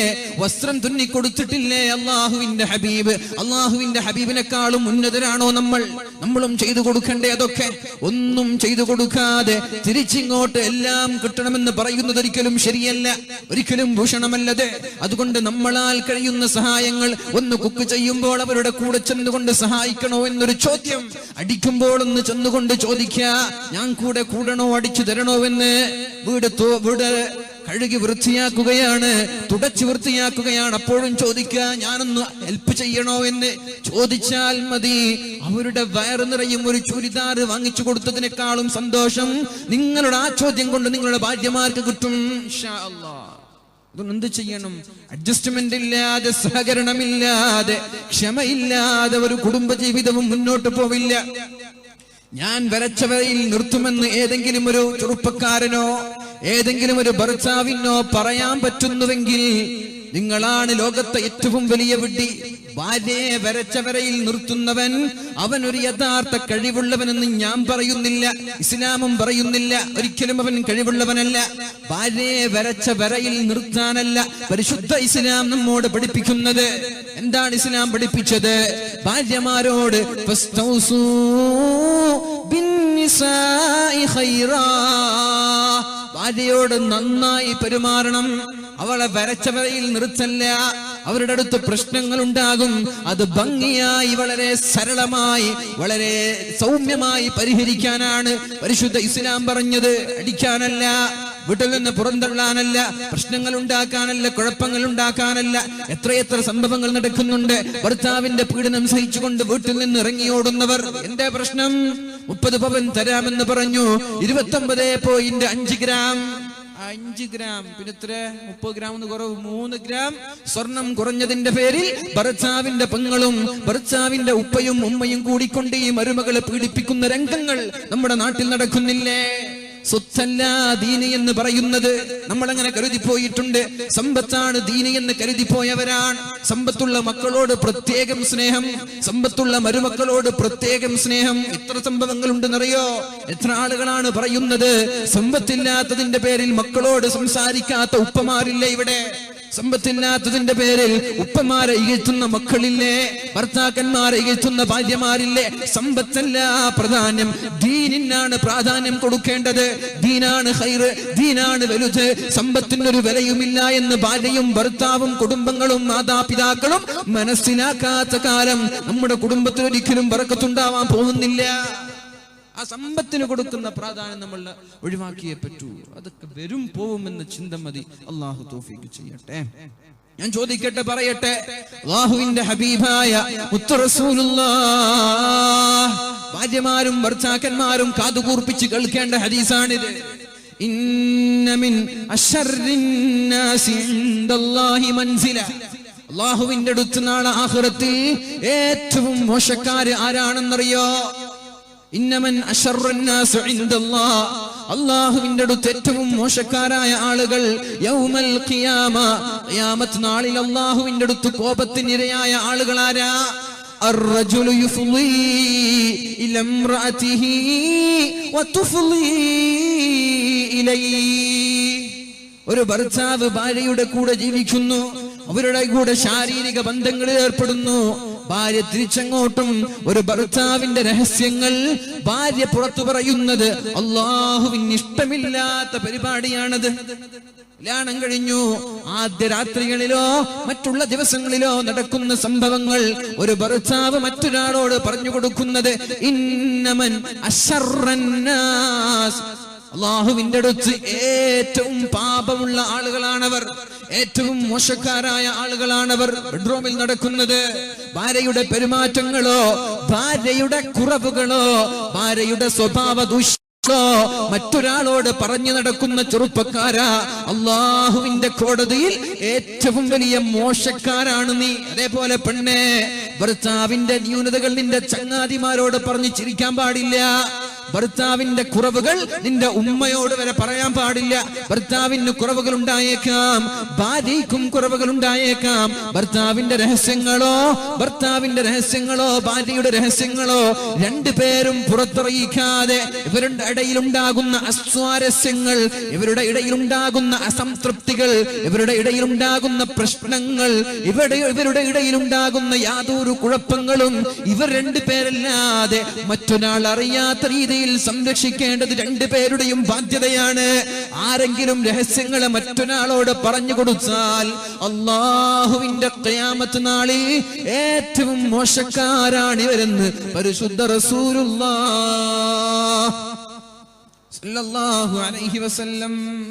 അല്ലാഹു നമ്മൾക്ക് ബോധം നൽകട്ടെ. അല്ലാഹു നമ്മളെയും നമ്മുടെ ഭാര്യമാരെയും ദീനീ ബോധമുള്ളവരാക്കി വളർത്തുമാറാവട്ടെ. അതുകൊണ്ട് ഭാര്യമാരെ ബഹുമാനിക്കുന്നവരാണ് ഏറ്റവും നല്ലവർ. നമ്മളെ കൂട്ടത്തിൽ ഏറ്റവും നല്ല ആളാരാണ്? ഫാൻ ഇങ്ങോട്ട് തിരിച്ചാൽ അതിനുള്ള എന്തെങ്കിലും വഴിയുണ്ടോ? റൊട്ടേറ്റൊന്നുമില്ല, ഒരു റൊട്ടേറ്റും ഇല്ല, ഇവിടെ കാറ്റെത്തുന്നില്ല. ഏതായാലും പിന്നെ നമ്മുടെ ഈ കൂട്ടത്തിൽ നല്ല ഒരാൾ ആരാണ് എന്ന് നമ്മൾ ചോദിച്ചാ മാഷാ അല്ലാഹ് ഇപ്പൊ റൊട്ടേറ്റ് ഉണ്ട് കേട്ടാ. ഏറ്റവും നല്ല ആൾ ആരാണെന്ന് ചോദിച്ചാൽ എന്താ പറയാ? ഞാൻ തലക്കെട്ടും കന്തുറക്കെട്ടരും വാട്സോനെ മാഷാ ഏതോ ഷെയ്ഖാണെന്ന് തോന്നുന്നല്ലേ? ഒന്നുമില്ല. ആരാണ് നമ്മൾ പറയാൻ പറ്റുക? നമ്മുടെ കൂട്ടത്തിൽ ഏറ്റവും നല്ല ആളാരാ? പള്ളി പ്രസിഡന്റോ, പള്ളിയുടെ ഖത്തീബോ, അല്ല വേറെ പറയുന്ന ഞാനോ? ആരുമില്ല. അതെങ്ങനെ തീരുമാനിക്കുക? അത് നമ്മുടെ ഭാര്യമാരോട് ചോദിക്കണം. ഭാര്യമാര് പറയാണ്, എന്റെ ഭർത്താവ് മാഷാ നല്ല ഭർത്താവാണ്, ഒരു കുറവ് എനിക്ക് പറയാനില്ല എന്ന് ആരെക്കുറിച്ച് ഏത് ഭാര്യ പറയുന്നത് അയാൾക്കാണ് നമ്മൾ ഏറ്റവും നല്ല മാതൃക യോഗ്യനായ ചെറുപ്പക്കാരൻ എന്ന അവാർഡ് കൊടുക്കേണ്ടത്. മഞ്ജു വാര്യർക്ക് ഒരു അവാർഡ് കൊടുത്തിട്ട് നിങ്ങൾ കണ്ടോന്നറിയില്ല. ഉണ്ടോ? നിങ്ങൾ വായിച്ചോ? മാതൃകാ യോഗ്യയായ വനിത എന്ന് പറഞ്ഞൊരു അവാർഡ് നമ്മുടെ മഞ്ജു വാര്യർ കൊടുത്തിട്ടുണ്ട്. ഇപ്പൊ എന്താ അവള് ചെയ്തെന്ന് നിങ്ങൾക്ക് അറിയോ? സ്വന്തം ഭർത്താവിനെ ഡിവേഴ്സ് ചെയ്തു. കല്യാണം കഴിക്കാൻ പ്രായമുള്ള ഒരു പെൺകുട്ടി ഉണ്ട് അവൾക്ക്. ആ പെൺകുട്ടിയെയും ഭർത്താവിനെയും ഒഴിവാക്കി ഒരു 17 വർഷക്കാലത്തിന് ശേഷം സിനിമയിലേക്ക് തിരിച്ചു വന്നു. എന്ന് കൊടുത്ത അവാർഡ് എന്താ? മാതൃകാ യോഗ്യ എന്ന ഒരു അവാർഡ് കൊടുത്തു. അപ്പൊ നമ്മുടെ മക്കളൊക്കെ ആരെയും ഇപ്പൊ മാതൃകയാക്കാം? മഞ്ജു വാര്യരാണ്. അതൊന്നല്ല മാതൃകാ യോഗ്യ അല്ലെങ്കിൽ യോഗ്യൻ എന്ന അവാർഡ് കൊടുക്കേണ്ടത്. ആർക്കാണ്? അല്ലാഹുവിന്റെ ഹബീബ് പറയുന്നു, ഖൈറുക്കും ഖൈറുക്കും ലിഅഹ്ലിഹി, നിങ്ങളിൽ ഏറ്റവും നല്ലവൻ ആരാണ്? നിങ്ങളുടെ ഭാര്യമാരോട് നന്നായി പെരുമാറുന്നവൻ. ഭാര്യമാരോട് നന്നായി പെരുമാറുന്നവനാണ് ഏറ്റവും നല്ലവൻ. പുറത്ത് സംഘടനാ പ്രവർത്തനങ്ങൾ ചെയ്യുന്നവരുണ്ട്, സാമൂഹിക രാഷ്ട്രീയ പ്രവർത്തനങ്ങളിൽ അതിന്റെ നഭോമണ്ഡലങ്ങളിൽ പ്രവർത്തിക്കുന്നവരുണ്ട്, അതിന്റെ നേതാക്കന്മാരുണ്ട്. എന്നാൽ ഇവരൊന്നും നല്ലവരാണെന്ന് പറയണമെങ്കിൽ ഭാര്യമാര് സമ്മതിക്കണം, എന്റെ ഭർത്താവ് നമ്പർ 1 ആണെന്ന്, എന്റെ ഭർത്താവിന്റെ ഒരു കുറവില്ലെന്ന്. മഹദിയായ ഉമ്മു സലമ ബീവി റളിയല്ലാഹു അൻഹ ചോദിച്ചൊരു ചോദ്യമുണ്ട്. യാ റസൂലല്ലാഹ്, നബിയെ ഞാനൊന്ന് ചോദിക്കട്ടെ, നാളെ ആഖിറത്തിൽ 2 or 3 ഭർത്താക്കന്മാരുള്ള ഒരു പെണ്ണിന് ആരെയാണ് ഭർത്താവായി ലഭിക്കുക? നാളെ സ്വർഗത്തിലേക്കും ഇതേ ഭാര്യമാരുടെ കൂടെയാണ് നമ്മൾ പോവേണ്ടത്. അല്ലാഹു തൗഫീഖ് ചെയ്യട്ടെ, അല്ലാഹു തൗഫീഖ് ചെയ്യട്ടെ. കല്യാണം കഴിഞ്ഞ് ഇതേ ഭാര്യമാരുടെ കൂടെ വിഷമുണ്ടാക്കിയെങ്കിലും പഠിച്ചോനെ ദുനിയാവിൽ എന്നെ സഹിക്കാൻ പറ്റുന്നില്ല. ഇനിയിപ്പോ സ്വർഗത്തിൽ ഭാര്യ കൂടെ ഉണ്ടെങ്കിൽ എനിക്ക് നരകത്തിൽ പോയാലും കുഴപ്പമില്ല എന്ന് ആഗ്രഹിക്കുന്ന ആൾക്കാരൊക്കെ അങ്ങനെ ഉണ്ടായിരുന്നെങ്കിലും അങ്ങനെ ഇല്ല കേട്ടോ. ഭാര്യ ഉണ്ടെങ്കിൽ, ഭാര്യ നരകത്തിലാണെങ്കിൽ നരകത്തിലും പോവാൻ തയ്യാറെന്ന് പറയുന്ന അത്ര സ്നേഹമുള്ള ആളും ഉണ്ട് ഇവിടെ. പക്ഷെ അല്ലാഹ് അങ്ങനെയുള്ള സ്നേഹമുള്ള ആളാക്കി അല്ലാഹു നമ്മളൊക്കെ മാറ്റട്ടെ. അപ്പോ നമ്മുടെ ഉമ്മു സലമ ബീവി ചോദിച്ചു, യാ റസൂലല്ലാഹ്, അല്ലാഹുവിന്റെ ഹബീബേ, നാളെ 2 or 3 or 4 ഭർത്താക്കന്മാരുള്ള ഒരു പെണ്ണ് സ്വർഗത്തിലേക്ക് കടന്നു പോകുമ്പോൾ ഏത് ഭർത്താവിന്റെ കൂടെയാണ് കടന്നു പോവുക? ഏത് ഭർത്താവായിരിക്കും ഇവളുടെ കൂടെ ഉണ്ടാവുക? അല്ലാഹുവിന്റെ ഹബീബ് ചോദിച്ചു, ഉമ്മു സലമ, അതെങ്ങനെയാണ് ഒരു പെണ്ണിന് 4 ഭർത്താക്കന്മാരുണ്ടാകുന്നത്? എങ്ങനെ ഉണ്ടാവും? ഒന്നുകിൽ ഒന്നാമത്തെ കല്യാണം കഴിഞ്ഞു, ഭർത്താവ് ഡിവേഴ്സ് ചെയ്തു, അതേതായാലും കിട്ടൂല, കാരണം ത്വലാഖ് നടന്നിട്ടുണ്ട്. അതാണോ? അല്ല. കല്യാണം കഴിഞ്ഞു, ഭർത്താവ് മരിച്ചുപോയി. രണ്ടാമത് കല്യാണം കഴിഞ്ഞു, ഭർത്താവ് മരിച്ചുപോയി. മൂന്നാമതും കല്യാണം കഴിഞ്ഞു. അങ്ങനെ 3 ഭർത്താക്കന്മാർ, 4 ഭർത്താക്കന്മാരുള്ള ഒരു പെണ്ണ് നാളെ സ്വർഗത്തിലേക്ക് കടന്നു പോവുകയാണെങ്കിൽ, യാ റസൂലല്ലാഹ്,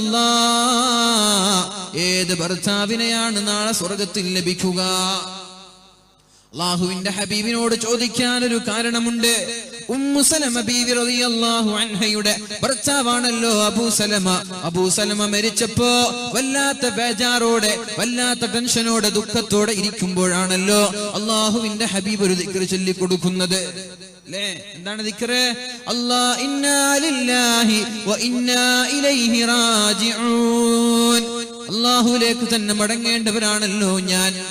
അല്ലാഹുമ്മ അജ്ർനി ഫീ മുസീബതി. അല്ലാഹുവേ, എനിക്ക് വന്ന അപകടം, എന്റെ ഭർത്താവ് മരിച്ചിരിക്കുകയാണല്ലോ, ഞാൻ ക്ഷമിക്കുകയാണല്ലോ, അതുകൊണ്ട് എനിക്ക് കൂലി നൽകണേ റബ്ബേ. വഖ്ലിഫ് അലയ്യ ഖൈറൻ മിൻഹാ വഖ്ലിഫ് ലീ ഖൈറൻ മിൻഹാ. അല്ലാഹുവേ, എനിക്ക് അതിനേക്കാളും നല്ല ഒരു പകരം നൽകണേ അല്ലാ. എന്റെ ഭർത്താവ് മരിച്ചിരിക്കുകയാണ്, ഞാൻ ക്ഷമിക്കുന്നു, എനിക്ക് പ്രതിഫലം നൽകണേ അല്ലാ.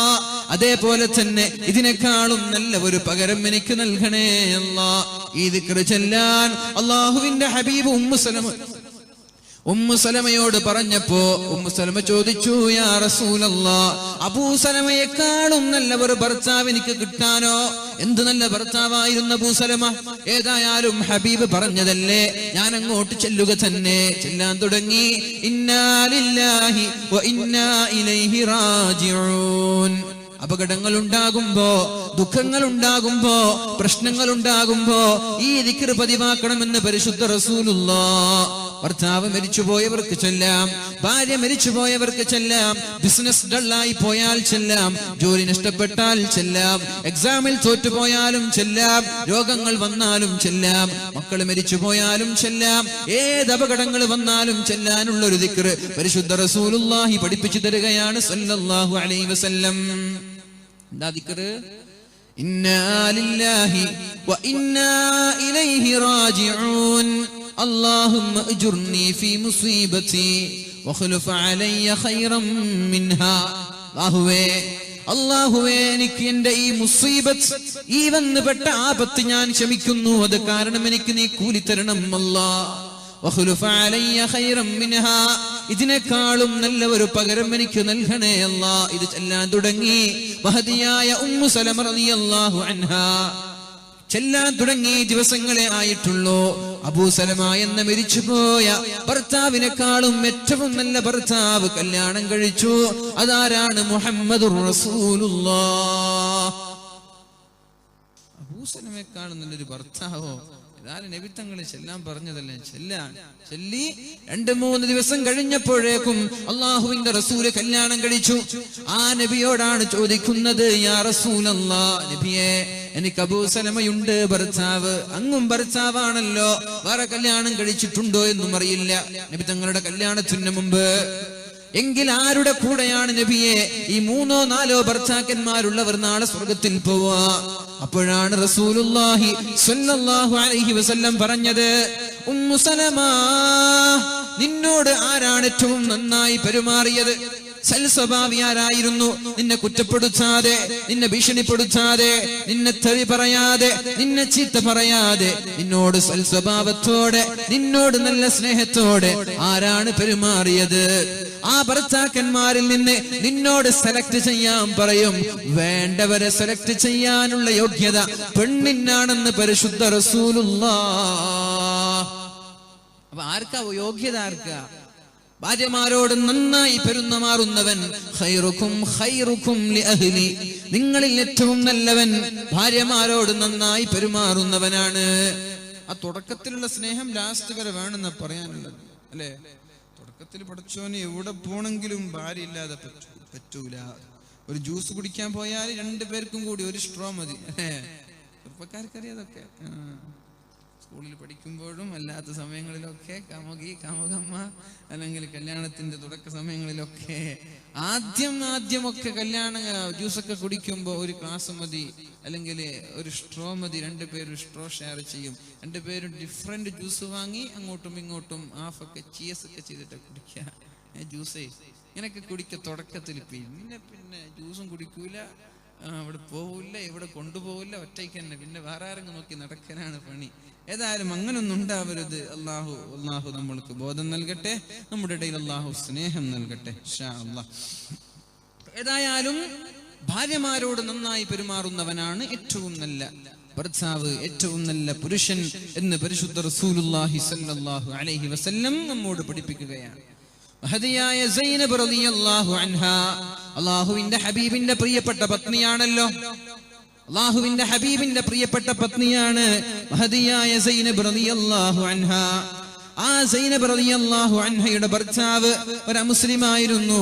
അല്ലാഹുവിന്റെ റസൂൽ സല്ലല്ലാഹു അലൈഹി വസല്ലം നബി തങ്ങൾ പ്രബോധനം ലഭിക്കുന്നതിന് മുമ്പ്, നബി തങ്ങൾക്ക് ദിവ്യത്വം, നബി തങ്ങൾക്ക് നുബുവത്ത് ലഭിക്കുന്നതിന് മുമ്പ് അല്ലാഹുവിന്റെ ഹബീബ് കല്യാണം കഴിച്ച ആസു എന്ന് പറയുന്ന ഒരു ചെറുപ്പക്കാരൻ അല്ലാഹുവിന്റെ ഹബീബിന് പ്രബോധനം ലഭിക്കുകയും എന്നിട്ട് ദീനീ ദഅവത്ത് നടത്തുകയും ചെയ്യാൻ തുടങ്ങിയപ്പോൾ മക്കക്കാരായ മുശ്രിക്കീങ്ങളെല്ലാം ഈ ആസുവിന്റെ അടുത്തേക്ക് വന്നിട്ട് പറഞ്ഞു, മുഹമ്മദിന്റെ ഭാര്യയെ ത്വലാഖ് ചൊല്ലണം.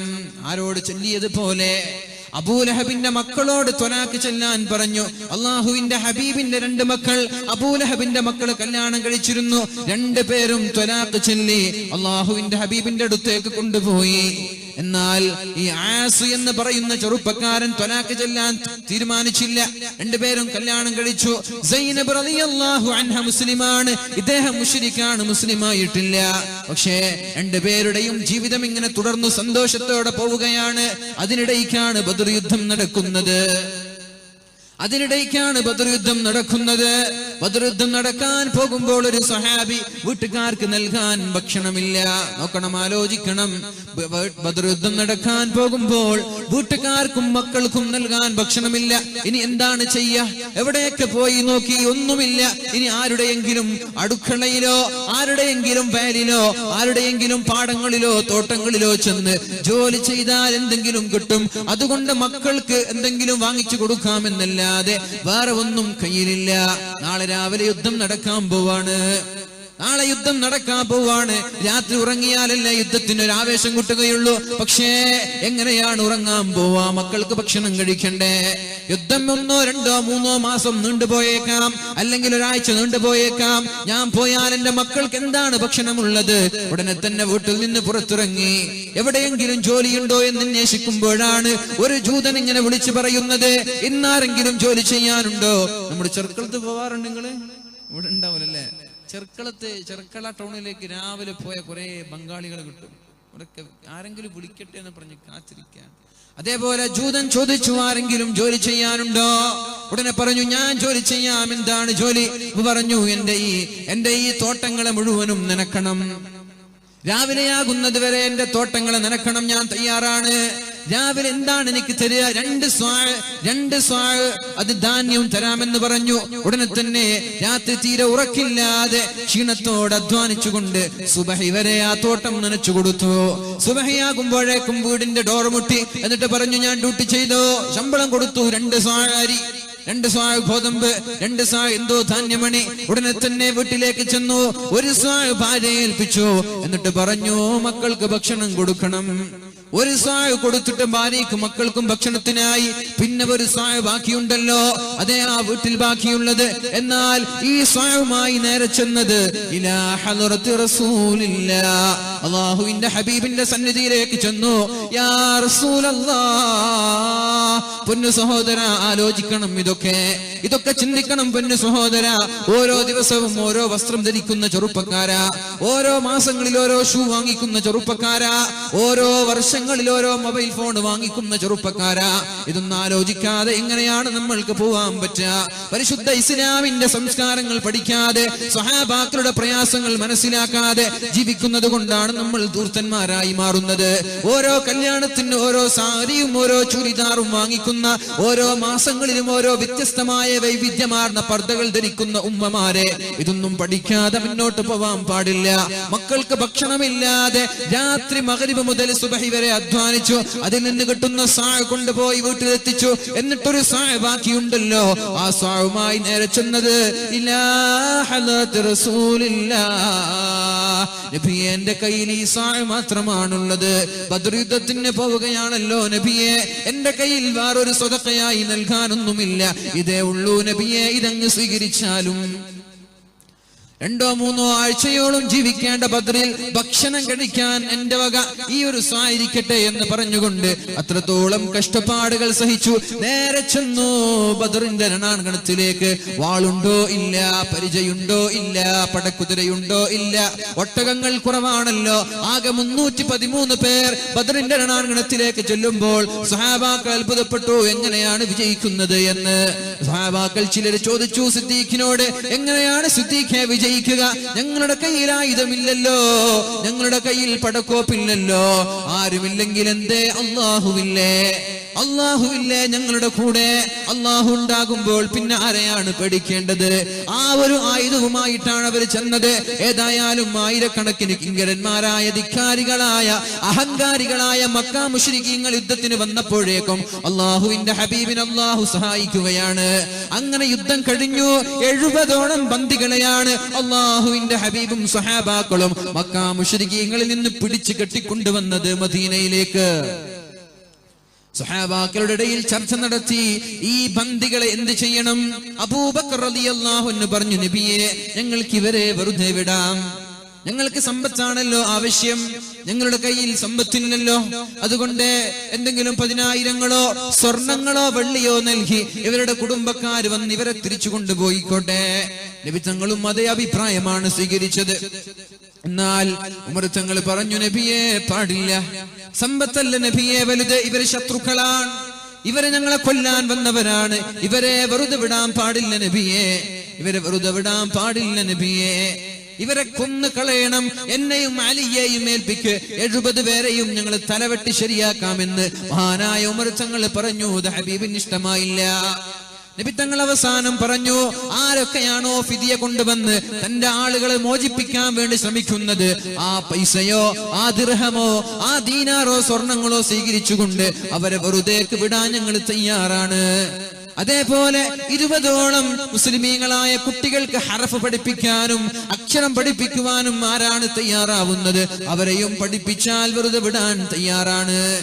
വളരെ വളരെ ശത്രുക്കളായ ചിലരുടെ തല വെട്ടാമെന്നല്ലാതെ അള്ളാഹുവിന്റെ ഹബീബും സഹാബാക്കളും കൂടി ചേർന്നെടുത്ത തീരുമാനമാണിത്.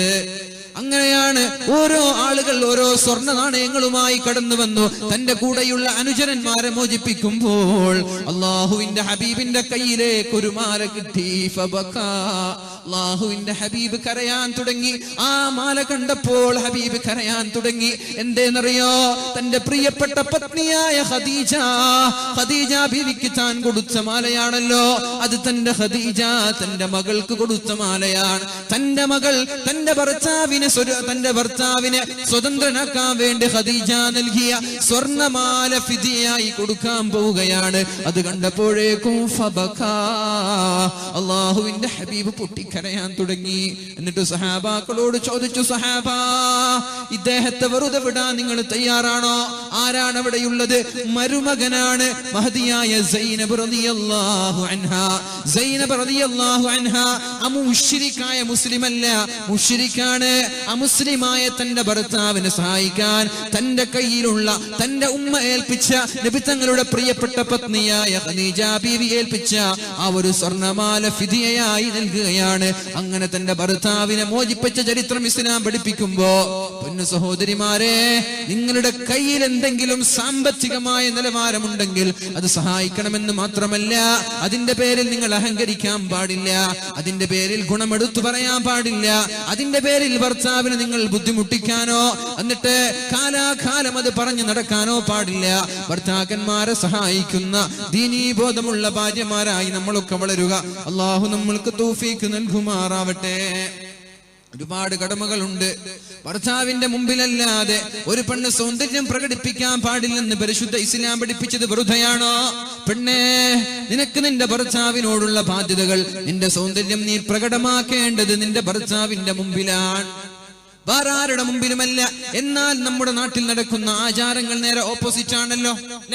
വീട്ടിലിരിക്കുമ്പോൾ എന്തോ പുക പിടിച്ചിരിക്കുന്ന ഒരു നൈറ്റി, ഏതോ ഇസ്തിരി ഇടാതെ ചുളിഞ്ഞിരിക്കുന്ന ഒരു ചുരിദാർ, ഉള്ളിയുടെ വാസനയുള്ള ചുരിദാർ, അതേപോലെ ഏതോ കരി പിടിച്ച വസ്ത്രങ്ങൾ, തല പോലും ചീകി വെക്കാതെ അലക്ഷ്യമായിട്ടിരിക്കുന്ന തലമുടി. എന്തിനാണ് പെണ്ണെ? വീടിന്റെ അകത്ത് ഭർത്താവിനോടല്ലേ നിന്റെ സൗന്ദര്യം പ്രകടിപ്പിക്കാൻ ഇസ്ലാം പറഞ്ഞത്? നീ ചെയ്യുന്നത് സത്യമാണോ? നീ ചെയ്യുന്നത് നീതിയാണോ? നീ ചെയ്യുന്നത് ന്യായമാണെന്ന് നിനക്ക് തോന്നുന്നുണ്ടോ?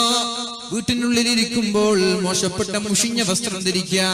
അതുകൊണ്ടാണ് ചില ആണുങ്ങൾ, ചില പുരുഷന്മാർ മറ്റൊരാളെ തേടി പോകുന്നത് ഭർത്താവ് കൊടുക്കേണ്ടത് കൊടുക്കാതിരിക്കുമ്പോഴാണെന്ന് എന്റെ ഭാര്യ, എന്റെ പ്രിയപ്പെട്ട സഹോദരിമാരോട് ഞാൻ ഉണർത്തട്ടെ.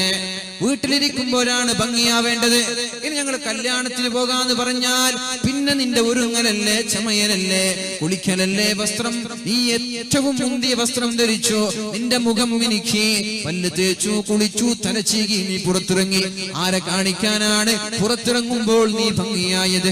സ്കൂളിലേക്ക് പോകാമെന്ന് പറഞ്ഞാൽ, ഒരു പാരന്റ്സ് മീറ്റിംഗ് ഉണ്ടെന്ന് പറഞ്ഞാൽ നീ കുളിച്ചൊരുങ്ങി, അണിഞ്ഞൊരുങ്ങി, നല്ല വസ്ത്രം ധരിച്ചു പുറത്തിറങ്ങി. ആരെ കാണാനാണ്? ഷോപ്പിംഗ് മാളിലേക്ക് പോകാമെന്ന് പറഞ്ഞാൽ നീ കുളിച്ചൊരുങ്ങി, അണിഞ്ഞൊരുങ്ങി, ആരെ കാണാനാണ്? നിന്നോട് ആരോടെ മുമ്പിലാണ് നിന്റെ സൗന്ദര്യം പ്രകടിപ്പിക്കാൻ പറഞ്ഞത്? നിന്റെ ഭർത്താവിന്റെ മുമ്പിലല്ലേ? അപ്പോൾ നീ ചെയ്യുന്നത് നീതിയാണോ? ഇനി നിന്റെ ഭർത്താവ് തെറ്റ് ചെയ്താൽ നീ ഉത്തരവാദിയല്ലേ? അല്ലാഹു പറഞ്ഞുവല്ലോ, وَقُلْ لِلْمُؤْمِنَاتِ يَغْضُضْنَ مِنْ أَبْصَارِهِنَّ. നബിയെ, പെണ്ണുങ്ങളോട് പറയണം നബിയെ, وَقُلْ لِلْمُؤْمِنَاتِ يَغْضُضْنَ مِنْ أَبْصَارِهِنَّ وَيَحْفَظْنَ فُرُوجَهُنَّ. മുഅ്മിനത്തായ സത്യവിശ്വാസിനികളായ പെണ്ണുങ്ങളോട് നബിയെ നിങ്ങൾ പറയണം. എന്താണ് പറയേണ്ടത്? യഗ്ളുൽന മിൻ അബ്സാരിഹിന്ന. നിങ്ങൾ നിങ്ങളുടെ കണ്ണിനെ അടച്ചു വെക്കണം. പുരുഷന്മാർക്ക് പെണ്ണുങ്ങളെ മാത്രം നോക്കൽ ഹറാമാണെന്ന് കരുതിയിട്ടുണ്ട് ചില ആളുകൾ. അതല്ലേ നിങ്ങൾ വിചാരിച്ച് മുഖം മറച്ച് നടന്ന പിന്നെ എനിക്ക് ആരും നോക്കാൻ ആരും കാണില്ലല്ലോ അല്ലേ? ശരിയാണ്, ആരും കാണില്ല. പക്ഷേ കാണുന്ന ഒരാളുണ്ട്, അത് സർവശക്തനായ റബ്ബ്. അല്ലാഹുവിന്റെ കണ്ണിനെ മറികടക്കാൻ പറ്റില്ലല്ലോ. അല്ലാഹുവിന്റെ കാഴ്ചയെ ഓവർടേക്ക് ചെയ്യാൻ പറ്റില്ല. وَقُلْ لِلْمُؤْمِنَاتِ يَغْضُضْنَ مِنْ أَبْصَارِهِنَّ وَيَحْفَظْنَ فُرُوجَهُنَّ. നബിയേ, നിങ്ങൾ പറയണം നിങ്ങളുടെ ഭാര്യമാരോട്, മറ്റുള്ള മുഅ്മിനാത്തായ ആളുകളോട് പറയണം നബിയേ. എന്താണ് പറയേണ്ടത്? യഗ്ളുൽന മിൻ അബ്സാരിഹിന്ന. നിങ്ങൾ നിങ്ങളുടെ കണ്ണിനെ ചിമ്മിക്കളയണേ. സീരിയൽ കാണുന്നു, അതിൽ നടന്മാരെ കാണുന്നു. ആ നടന്മാരെയും നിന്റെ ഭർത്താവിനെയും നീ എന്ത് ചെയ്യണ്ട, കമ്പയർ ചെയ്യേണ്ട. പഠിച്ചോനെ, ലോകത്ത് ഇത്രയൊക്കെ ചെറുപ്പക്കാരുണ്ടായിട്ട് എനിക്ക് കിട്ടിയത് കണ്ടില്ലേ? കണ്ട അതിനെന്താ ചെയ്യേണ്ടത്? കിട്ടിയ ഭർത്താവിനെയും കിട്ടിയ ആണുങ്ങളെയും കിട്ടിയ നടന്മാരൊന്നും കാണാൻ നിൽക്കണ്ട. യഗ്ളുൽന മിൻ അബ്സാരിഹിന്ന വയഹ്ഫൾന ഫുറൂജഹുന്ന. ഇന്ന് ഒരു കൊലപാതകത്തിന്റെ വാർത്ത വായിച്ചവരാണ് നാം. നിങ്ങൾ വായിച്ചോ? 1 വർഷം മുമ്പോ 2 വർഷം മുമ്പോ ഒരു കൊലപാതകം നടന്നു, ആറ്റിങ്ങൽ കൊലപാതകം. അതിന്റെ വിധി ഇന്നാണ് വന്നത്. എന്തിനാണ് കൊന്നത്? കൂടെ ജോലി ചെയ്യുന്ന കാമുകനെ കിട്ടാൻ വേണ്ടി തന്റെ ഭർത്താവിനെയും തന്റെ ഭർത്താവിന്റെ മാതാവിനെയും നൊന്തുപെറ്റ 3 മാസമോ 4 വയസ്സോ ഉള്ള പിഞ്ചു കുഞ്ഞിനെയും കൊല്ലാൻ വേണ്ടി തന്റെ കാമുകനെ ഏൽപ്പിച്ച പെണ്ണ്. നിനോയുടെയും അനുശാന്തിയുടെയും കാലമല്ലേ ഇത്? എന്താണിതൊക്കെ? കാമുകന് വേണ്ടി ഭർത്താവിനെ കൊല്ല. ഭർത്താവിനൊക്കെ പോട്ടെ, സ്വന്തം നൊന്തു പെറ്റ മകളെ കൊല്ലാന്ന് പറഞ്ഞ എന്താണ്? എന്നിട്ട് വീട് അയച്ചു കൊടുക്കുക. ആര്? കാമുകൻ മകൾ പിടഞ്ഞു മരിക്കുന്ന വീഡിയോ ഭാര്യയ്ക്ക് അയച്ചു കൊടുക്കുക. എന്നിട്ട് മകള് മരിക്കുന്നത് കാണാൻ ഒരു പെണ്ണ്. ഇതൊക്കെ ലോകത്തിന്റെ കഥ. അല്ലാഹു നമ്മളൊക്കെ രക്ഷപ്പെടുത്തട്ടെ. ഗുഹ്യസ്ഥാനം സൂക്ഷിക്കണം. ജോലി ചെയ്യുന്ന സ്ഥലത്താണെങ്കിലും ശരി, ജോലി ചെയ്യുന്ന ആള്, കൂടെ ജോലി ചെയ്യുന്ന സ്റ്റാഫൊക്കെ എന്താ വിചാരിച്ചത്? ആങ്ങളാണെന്നോ? കുടുംബക്കാരാണെന്നോ മഹറമാണെന്നോ അങ്ങനെയൊക്കെ വിചാരിച്ച ആളുണ്ട്. കൂടെ ജോലി ചെയ്യുന്നവന് ഷെയ്ക്ക് ഹാൻഡ് ചെയ്യുക, പിന്നെ കൂടെ ഇരിക്കുക, പിന്നെ കൂടെ വണ്ടിയിൽ പോവുക. ഇതൊക്കെയാണ് പല സ്ഥലത്തും നടക്കുന്നത്. ഇതൊക്കെയാണ്. അതുകൊണ്ടാണ് ജോലിക്കൊന്നും പോവണ്ട ഇസ്ലാം പറയുന്നത്. അതുകൊണ്ടാണ് അത്രയും സുരക്ഷിതമായ ദീനി ചിട്ടയുള്ള ഒരു ജോലി കിട്ടിയാൽ ഏറ്റെടുക്കാന്നല്ലാതെ അന്യ പുരുഷന്മാരുമായി ഇടപെടുന്ന ഒരു സ്ഥലത്തും ദയവ് ചെയ്ത് പോവരുത്. പിന്നെ 1 മാസമോ 2 മാസമോ കൂടെ ജോലി ചെയ്തു, അപ്പോഴേക്കും ഫ്രീ ആയി, പിന്നെ എന്തും സംസാരിക്കാം, പിന്നെ എന്തും ചെയ്യാം, പിന്നെ എവിടെയും സ്പർശിക്കാം, ഒരു കുഴപ്പമില്ല. ആ ഒരവസ്ഥയിലേക്ക് എത്തുന്നുണ്ട്. അപ്പോഴാണ് ഭർത്താവിനെ വേണ്ട എന്ന് തോന്നിപ്പോകുന്നത്. നിങ്ങളുടെ ഗുഹ്യസ്ഥാനങ്ങൾ ഹറാമിൽ പെടാതെ സൂക്ഷിക്കണമെന്നും പരിശുദ്ധ ഖുർആനിൽ അല്ലാഹു പഠിപ്പിക്കുകയാണ്. ولا يبدين زينتهن إلا ما ظهر منها وليضربن بخمرهن على جيوبهن. നിങ്ങൾ നിങ്ങളുടെ സൗന്ദര്യം മറ്റൊരാൾക്ക് പ്രദർശിപ്പിക്കാനേ പാടില്ല. വൽയദ്രിബ്ന ബിഖുമുരിഹിൻ, നിങ്ങളുടെ മൂടുപടം നിങ്ങൾ മുഖത്തിന്റെ താഴെ നെഞ്ചിലേക്ക് മറച്ചിടണം. ജസ്റ്റ് മറക്കണം, ശരീരം മറക്കണം. ശരീരത്തിന്റെ സൗന്ദര്യമുള്ള ശരീരങ്ങളുടെ എല്ലാ ഭാഗങ്ങളും നിങ്ങൾ മറക്കണമെന്ന് പരിശുദ്ധ ഇസ്ലാം നമ്മോട് പഠിപ്പിക്കുകയാണ്. ഏതായാലും ഞാൻ നിർത്താൻ പോണ സമയം കുറെ വൈകി. ولا يبدين زينتهن إلا لبعولتهن, നിങ്ങളുടെ സൗന്ദര്യം നിങ്ങളുടെ ഭർത്താക്കന്മാർക്കല്ലാതെ വേറെ ഒരാൾക്കും കാണിക്കാൻ പാടില്ല. കേട്ടോ പെണ്ണുങ്ങളെ, നിങ്ങളോടാണിത് പറയുന്നത്. സഹോദരിമാരെ, നിങ്ങളോടാണിത് പറയുന്നത്. നമ്മൾ ചെയ്യുന്നത് എന്ത് ന്യായമാണ്? ആരെ കണ്ടിട്ടാണ് ഇതൊക്കെ ചെയ്യുന്നത്? വീട്ടിൽ വളരെ മോശപ്പെട്ട വസ്ത്രം, പുറത്തിറങ്ങുമ്പോൾ സുന്ദരിയായി ഇറങ്ങാം.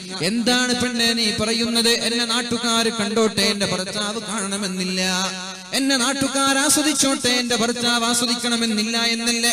ഇനി ഏതെങ്കിലും ഭർത്താവ് ഇത് കാരണത്താൽ പിഴച്ചു പോയാൽ നീയാണ് ഉത്തരവാദി.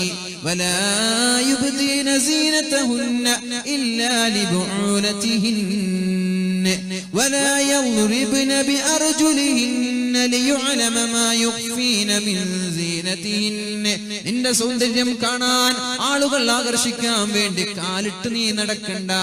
പാദസരങ്ങൾ സ്വർണത്തിന്റെയോ മറ്റുള്ള പാദസരങ്ങൾ ഇട്ട് മറ്റുള്ളവർ ആകർഷിക്കാൻ നിൽക്കണ്ട. അതേപോലെ അത്തർ പൂശി മറ്റൊരാൾ ആകർഷിക്കാൻ നിൽക്കണ്ട. നീ ആകർഷിപ്പിക്കേണ്ടത് നിന്റെ ഭർത്താവിനെയാണെന്ന് പരിശുദ്ധ ഇസ്ലാം അല്ലാഹു പരിശുദ്ധ ഖുർആനിലൂടെ നമ്മൾക്ക് പഠിപ്പിച്ചു തരികയാണ്. അല്ലാഹു നമ്മുടെ ദാമ്പത്യ ജീവിതത്തിൽ ബറക്കത്ത് ചെയ്യുമാറാവട്ടെ. അപ്പോ ഇത് 2 കാര്യം നമ്മൾ ചർച്ച ചെയ്തു. ഇനി ഉപ്പമാരെ ആദരിക്കേണ്ട മക്കൾ ഒരുപാട് ശ്രദ്ധിക്കാനുണ്ട്. മക്കൾ ഉപ്പമാരോട് നന്നായി പെരുമാറണം. വഖളാ റബ്ബുക അല്ലാ തഅബുദൂ ഇല്ലാ ഇയ്യാ. അല്ലാഹു പറഞ്ഞു, നിങ്ങൾ നിങ്ങളുടെ മാതാപിതാക്കളെ ബഹുമാനിക്കാൻ അല്ലാഹു ഖുർആനിലൂടെ പഠിപ്പിച്ചു തരികയാണ്. അല്ലാഹുവിനെ മാത്രം ആരാധിക്കണം. വബിൽ വാലിദൈനി ഇഹ്സാനാ, മാതാപിതാക്കളോട് നന്മ ചെയ്യണം. ഇമ്മാ യബ്ലുഗന്ന ഇൻദകൽ കിബറു അഹദുഹുമാ, നിങ്ങളുടെ അടുത്ത് ഉപ്പമാർക്കോ ഉമ്മമാർക്കോ പ്രായമെത്തിയാൽ ഔ കിലാഹുമാ ഫലാ തഖുൽ ലഹുമാ ഉഫ്ഫിൻ, നിങ്ങൾ അവരോട് ഛേ എന്ന വാക്ക് പോലും പറയാൻ പാടില്ല. ഇത് കേട്ടുകൊണ്ട് ഉപ്പമാരെ മക്കളെ ചൂഷണം ചെയ്യല്ല. മക്കൾക്ക് ചെയ്തു കൊടുക്കേണ്ട ബാധ്യതകൾ ചെയ്തു കൊടുക്കണം. മക്കളോട് നല്ല രീതിയിൽ പെരുമാറണം. മക്കളോട് ദ്രോഹം കാണിക്കാൻ പാടില്ല. മക്കളെ വെറുപ്പിക്കാൻ പാടില്ല. മക്കളെ എന്തൊക്കെയോ നിങ്ങൾ കുറ്റവും കുറവും കണ്ടെത്തി മക്കളുടെ കണ്ടെത്താൻ ശ്രമിക്കാൻ പാടില്ല. നിങ്ങൾക്ക് മക്കളോട് കടമയുണ്ട്. അതാണ് അല്ലാഹു ആദ്യം ചോദ്യം ചെയ്യുന്നത്.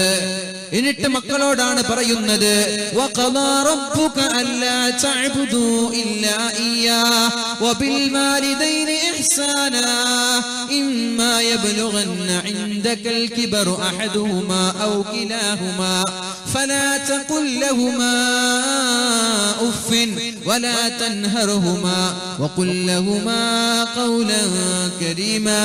നിങ്ങൾ നിങ്ങളുടെ മാതാപിതാക്കളോട് നല്ലതേ പറയാവൂ. ആമീൻ ആമീൻ ആമീൻ എന്ന് 3 പ്രാവശ്യം പറഞ്ഞത് എന്തേ നബിയെ? നബി തങ്ങൾ പറഞ്ഞു, മാതാപിതാക്കളെ വാർദ്ധക്യകാലത്ത് സംരക്ഷിക്കാൻ ഒരു കുട്ടിക്കോ ഒരു മകനോ അവസരമുണ്ടായി, എന്നിട്ടും അയാൾ നരകത്തിലേക്ക് എത്തിയാൽ അയാൾ തെറ്റുകാരാണ്. എന്തേ കാരണം? മാതാപിതാക്കളെ അനുസരിച്ചില്ല എന്നതാണ്.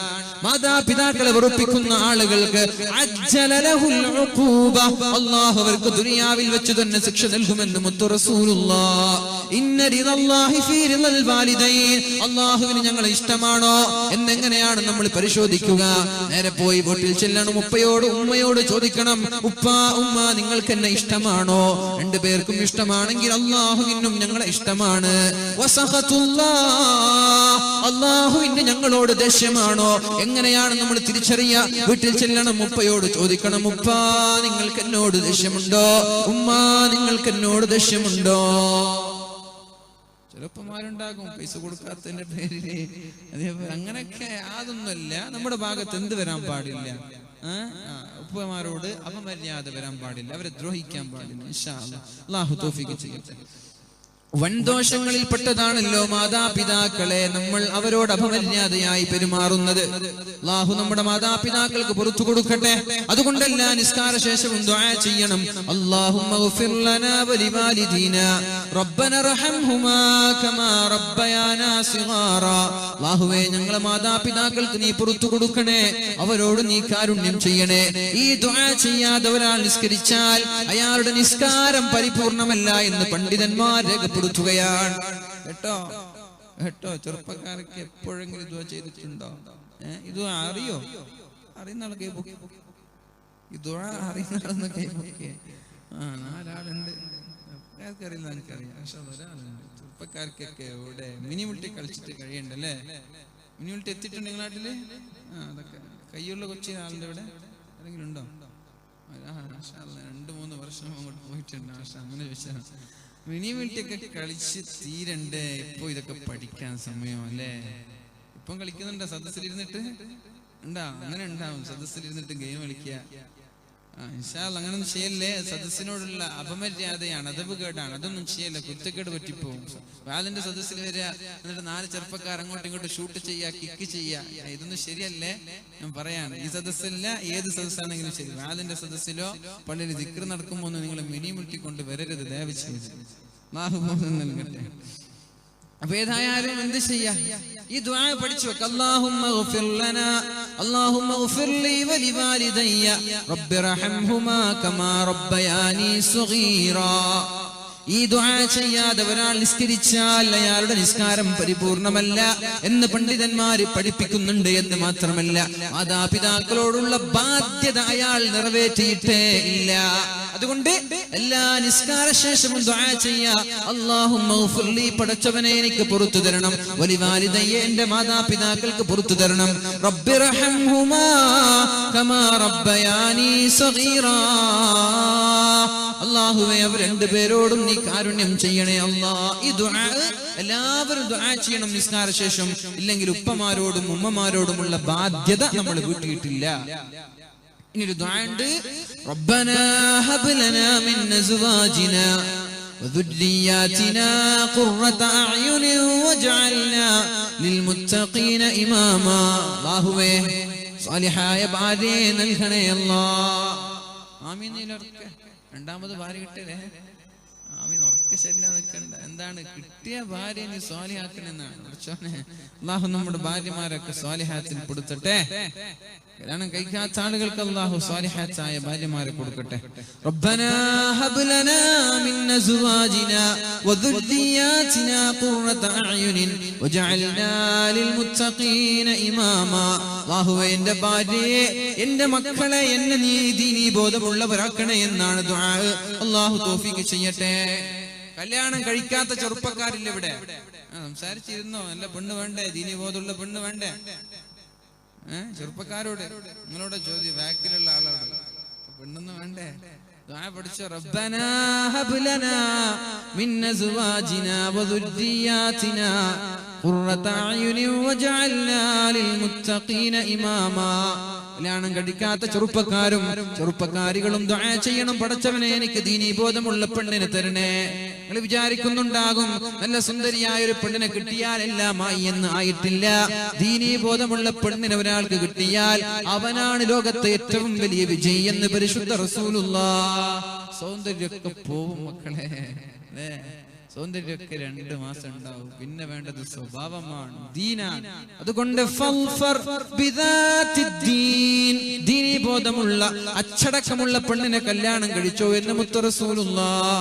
പെൺകുട്ടികൾക്കും ദുആ ചെയ്യണം, പടച്ചവനെ എനിക്ക് സ്വാലിഹായ ഭർത്താവിനെ തരണേ. ദുആ എന്താണ്? റബ്ബനാ ഹബ് ലനാ മിൻ അസ്വാജിനാ വദുർരിയാതിനാ ഖുർറത അയുനിൻ വജഅൽനാ ലിൽമുത്തഖീന ഇമാമാ. ഇനി ഒരു കാര്യം കൂടി ഞാൻ പറയട്ടെ. മൻ കാന ലഹു സലാസു ബനാത്തിൻ, പെങ്ങന്മാരോടുള്ള ബാധ്യത. ചെറുപ്പക്കാര് ഗൾഫിൽ പോയി പ്രവാസികളായി 4, 5, 10 വർഷങ്ങൾ ജീവിച്ച് പെങ്ങന്മാരെ കല്യാണം കഴിച്ചു കൊടുത്ത അവസാനം സ്വന്തമായൊരു വീട് പോലും ഇല്ലാത്ത മരിച്ചു പോകുന്ന ആളുകളുണ്ട്. നിങ്ങൾക്ക് ഇവിടെ വീടില്ലെങ്കിലും അള്ളാഹുവിന്റെ കോടതിയിൽ വീടുണ്ട്. നിങ്ങൾ നിരാശരാവണ്ട.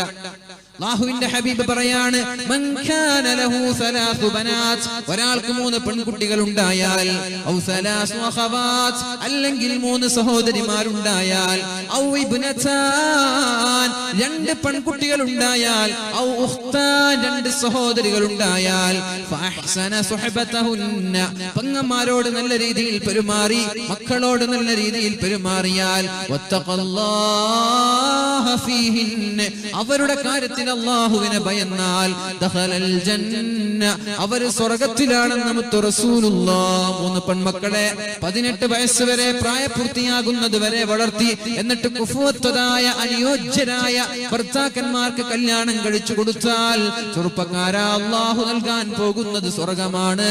അല്ലാഹു അവരിൽ നമ്മെ പെടുത്തുമാറാവട്ടെ. ഏതായാലും എല്ലാവരും ഭരണാധികാരികളാണ്. ഒരു കുടുംബം എന്ന് പറയുമ്പോ ഉപ്പയ്ക്ക് ഉത്തരവാദിത്വമുണ്ട്, മക്കൾക്കുമുണ്ട്, ജ്യേഷ്ഠനുമുണ്ട്, അനുജനുമുണ്ട്, ഭാര്യമാർക്കുണ്ട്, എല്ലാവർക്കും ഉത്തരവാദിത്വമുണ്ട്. കുല്ലുക്കും റാഇൻ വകുല്ലുക്കും മസ്ഊലുൻ അൻ റഇയതി, എല്ലാവരും ഭരണാധികാരികളാണ്. എല്ലാവരോടും അല്ലാഹു ചോദിക്കും, നിങ്ങളുടെ ഡ്യൂട്ടിയെ കുറിച്ച് അല്ലാഹു ചോദിക്കുമെന്ന് പരിശുദ്ധ റസൂലുള്ളാഹി സ്വല്ലല്ലാഹു അലൈഹി വസല്ലം. ഞാൻ നിർത്താണ്, കുറെ വൈകി. അല്ലാഹു റബ്ബ് സുബ്ഹാനഹു വ തആല നമ്മൾക്ക് ഖൈർ ചെയ്യട്ടെ. നമ്മുടെ ദാമ്പത്യ ജീവിതത്തിൽ അല്ലാഹു ബർക്കത്ത് ചെയ്യട്ടെ. അല്ലാഹു നമ്മുടെ മക്കൾ കുറെ ദുആ ചെയ്തില്ല നേരത്തെ. ഇൻഷാ അല്ലാഹ് ഇനി വരും ദിവസങ്ങളിൽ ദുആ ചെയ്യും. നല്ല മനോഹരമായ ഭക്ഷണം ഒരുക്കിയ ആ വീട്ടിൽ അല്ലാഹു സ്വർഗീയ ഭക്ഷണം നൽകി അല്ലാഹു അവരെ അനുഗ്രഹിക്കുമാറാവട്ടെ. അല്ലാഹു അവർക്ക് സ്വർഗീയ പാനീയം നൽകുമാറാവട്ടെ. ആ വീട്ടിൽ അല്ലാഹു ബർക്കത്ത് ചെയ്യുമാറാവട്ടെ. അവരുടെ കുടുംബങ്ങളിൽ അല്ലാഹു ബർക്കത്ത് ചെയ്യും. ദുആ ചെയ്യാം. الحمدلله رب العالمين. اللهم صل على سيدنا محمد وعلى آل سيدنا محمد وبارك وسلم عليه. പടച്ചവനെ, ഞങ്ങളുടെ പ്രസംഗങ്ങൾ, ഞങ്ങളുടെ വാളുകൾ, ഞങ്ങളുടെ സദസ്സുകൾ നീ സ്വീകരിക്കണേ അല്ലാഹ്. എന്തെങ്കിലും തെറ്റുകളോ പിഴവുകളോ വന്നു പോയിട്ടുണ്ടെങ്കിൽ നീ പുറത്തു തരണേ റബ്ബേ. നാഫിആയ ഇൽമും ബുദ്ധിശക്തിയും ഓർമ്മശക്തിയും നീ ഞങ്ങൾക്ക് നൽകണേ അല്ലാഹ്. അല്ലാഹുവേ, നീ ഞങ്ങൾക്ക് ബുദ്ധിശക്തിയും ഓർമ്മശക്തിയും നൽകണേ റബ്ബേ. അല്ലാഹുവേ, ജോലിയില്ലാത്ത ആളുകൾക്ക് നീ ഖൈറായ ജോലി നൽകണേ റബ്ബേ. കടങ്ങളുള്ളവർക്ക് ഹലാലായ രീതിയിൽ കൊടുത്തുവിട്ടാനുള്ള തൗഫീഖ് ചെയ്യണേ റബ്ബേ. വീട് കെട്ടുന്നവർക്ക് വളരെ ഭംഗിയായത് പൂർത്തീകരിക്കാനുള്ള തൗഫീഖ് ചെയ്യണേ അല്ലാഹ്. വീട് കെട്ടാൻ ആഗ്രഹിക്കുന്നവർക്ക് പ്രയാസങ്ങളില്ലാതെ കടങ്ങളില്ലാതെ ചെയ്തു വീട്ടാനുള്ള തൗഫീഖ് നൽകണേ അല്ലാഹ്. ഞങ്ങൾ സ്നേഹിക്കുന്ന ഒരുപാട് ആളുകൾ, ഞങ്ങൾ കൂടെ വന്നവരൊക്കെ ഉണ്ട്. ഒരുപാട് ആളുകൾ ഇവിടെ പോകുമ്പോഴും വളരെ താല്പര്യത്തോടെ വരികയും ദുആ കൊണ്ട് വസിയത്ത് ചെയ്യുകയും ഒക്കെ ചെയ്യുന്ന ആ ചെറുപ്പക്കാർക്ക് അല്ലാഹു ജീവിതത്തിൽ ബറക്കത്ത് ചെയ്യട്ടെ. അല്ലാഹു അവരുടെ ബിസിനസ്സിൽ ബറക്കത്ത് ചെയ്യട്ടെ. അവരുടെ ജോലിയിൽ അല്ലാഹു ബറക്കത്ത് ചെയ്യട്ടെ. എല്ലാവരെയും ആഖിബത്ത് നന്നായി മരിക്കാൻ തൗഫീഖ് ചെയ്യണേ അല്ലാഹ്. അല്ലാഹുവേ, നീ ഞങ്ങളെ നന്നാക്കണേ റബ്ബേ. ഞങ്ങൾക്ക് നീ തഖ്വ നൽകണേ റബ്ബേ. നീ ഞങ്ങളെ മുത്തഖീങ്ങളിൽ പെടുത്തണേ അല്ലാഹ്. അല്ലാഹുവേ, നീ ഞങ്ങൾക്ക് ഇഖ്ലാസ് നൽകണേ റബ്ബേ. നിയ്യത്ത് നീ നന്നാക്കണേ അല്ലാഹ്. ഇവിടെ കൂടിയ എല്ലാവരെയും നീ വിജയിപ്പിക്കണേ റബ്ബേ. അല്ലാഹുവേ, അല്ലാഹുവേ, സദസ്സിലിരുന്ന എല്ലാവരെയും നീ വിജയിപ്പിക്കണേ റബ്ബേ. അല്ലാഹുവേ, നാളെ സ്വർഗ്ഗത്തിൽ ഇതേപോലെ ഒരുമിച്ച് കൂടാൻ നീ ഞങ്ങൾക്ക് തൗഫീഖ് ചെയ്യണേ അല്ലാഹ്. ഞങ്ങളുടെ സ്വലാത്തും ദിക്റും ഇൽമിന്റെ മജ്ലിസും ഖുർആൻ ഓതിയതും നിസ്കരിച്ചതൊക്കെ നീ സ്വീകരിക്കണേ റബ്ബേ.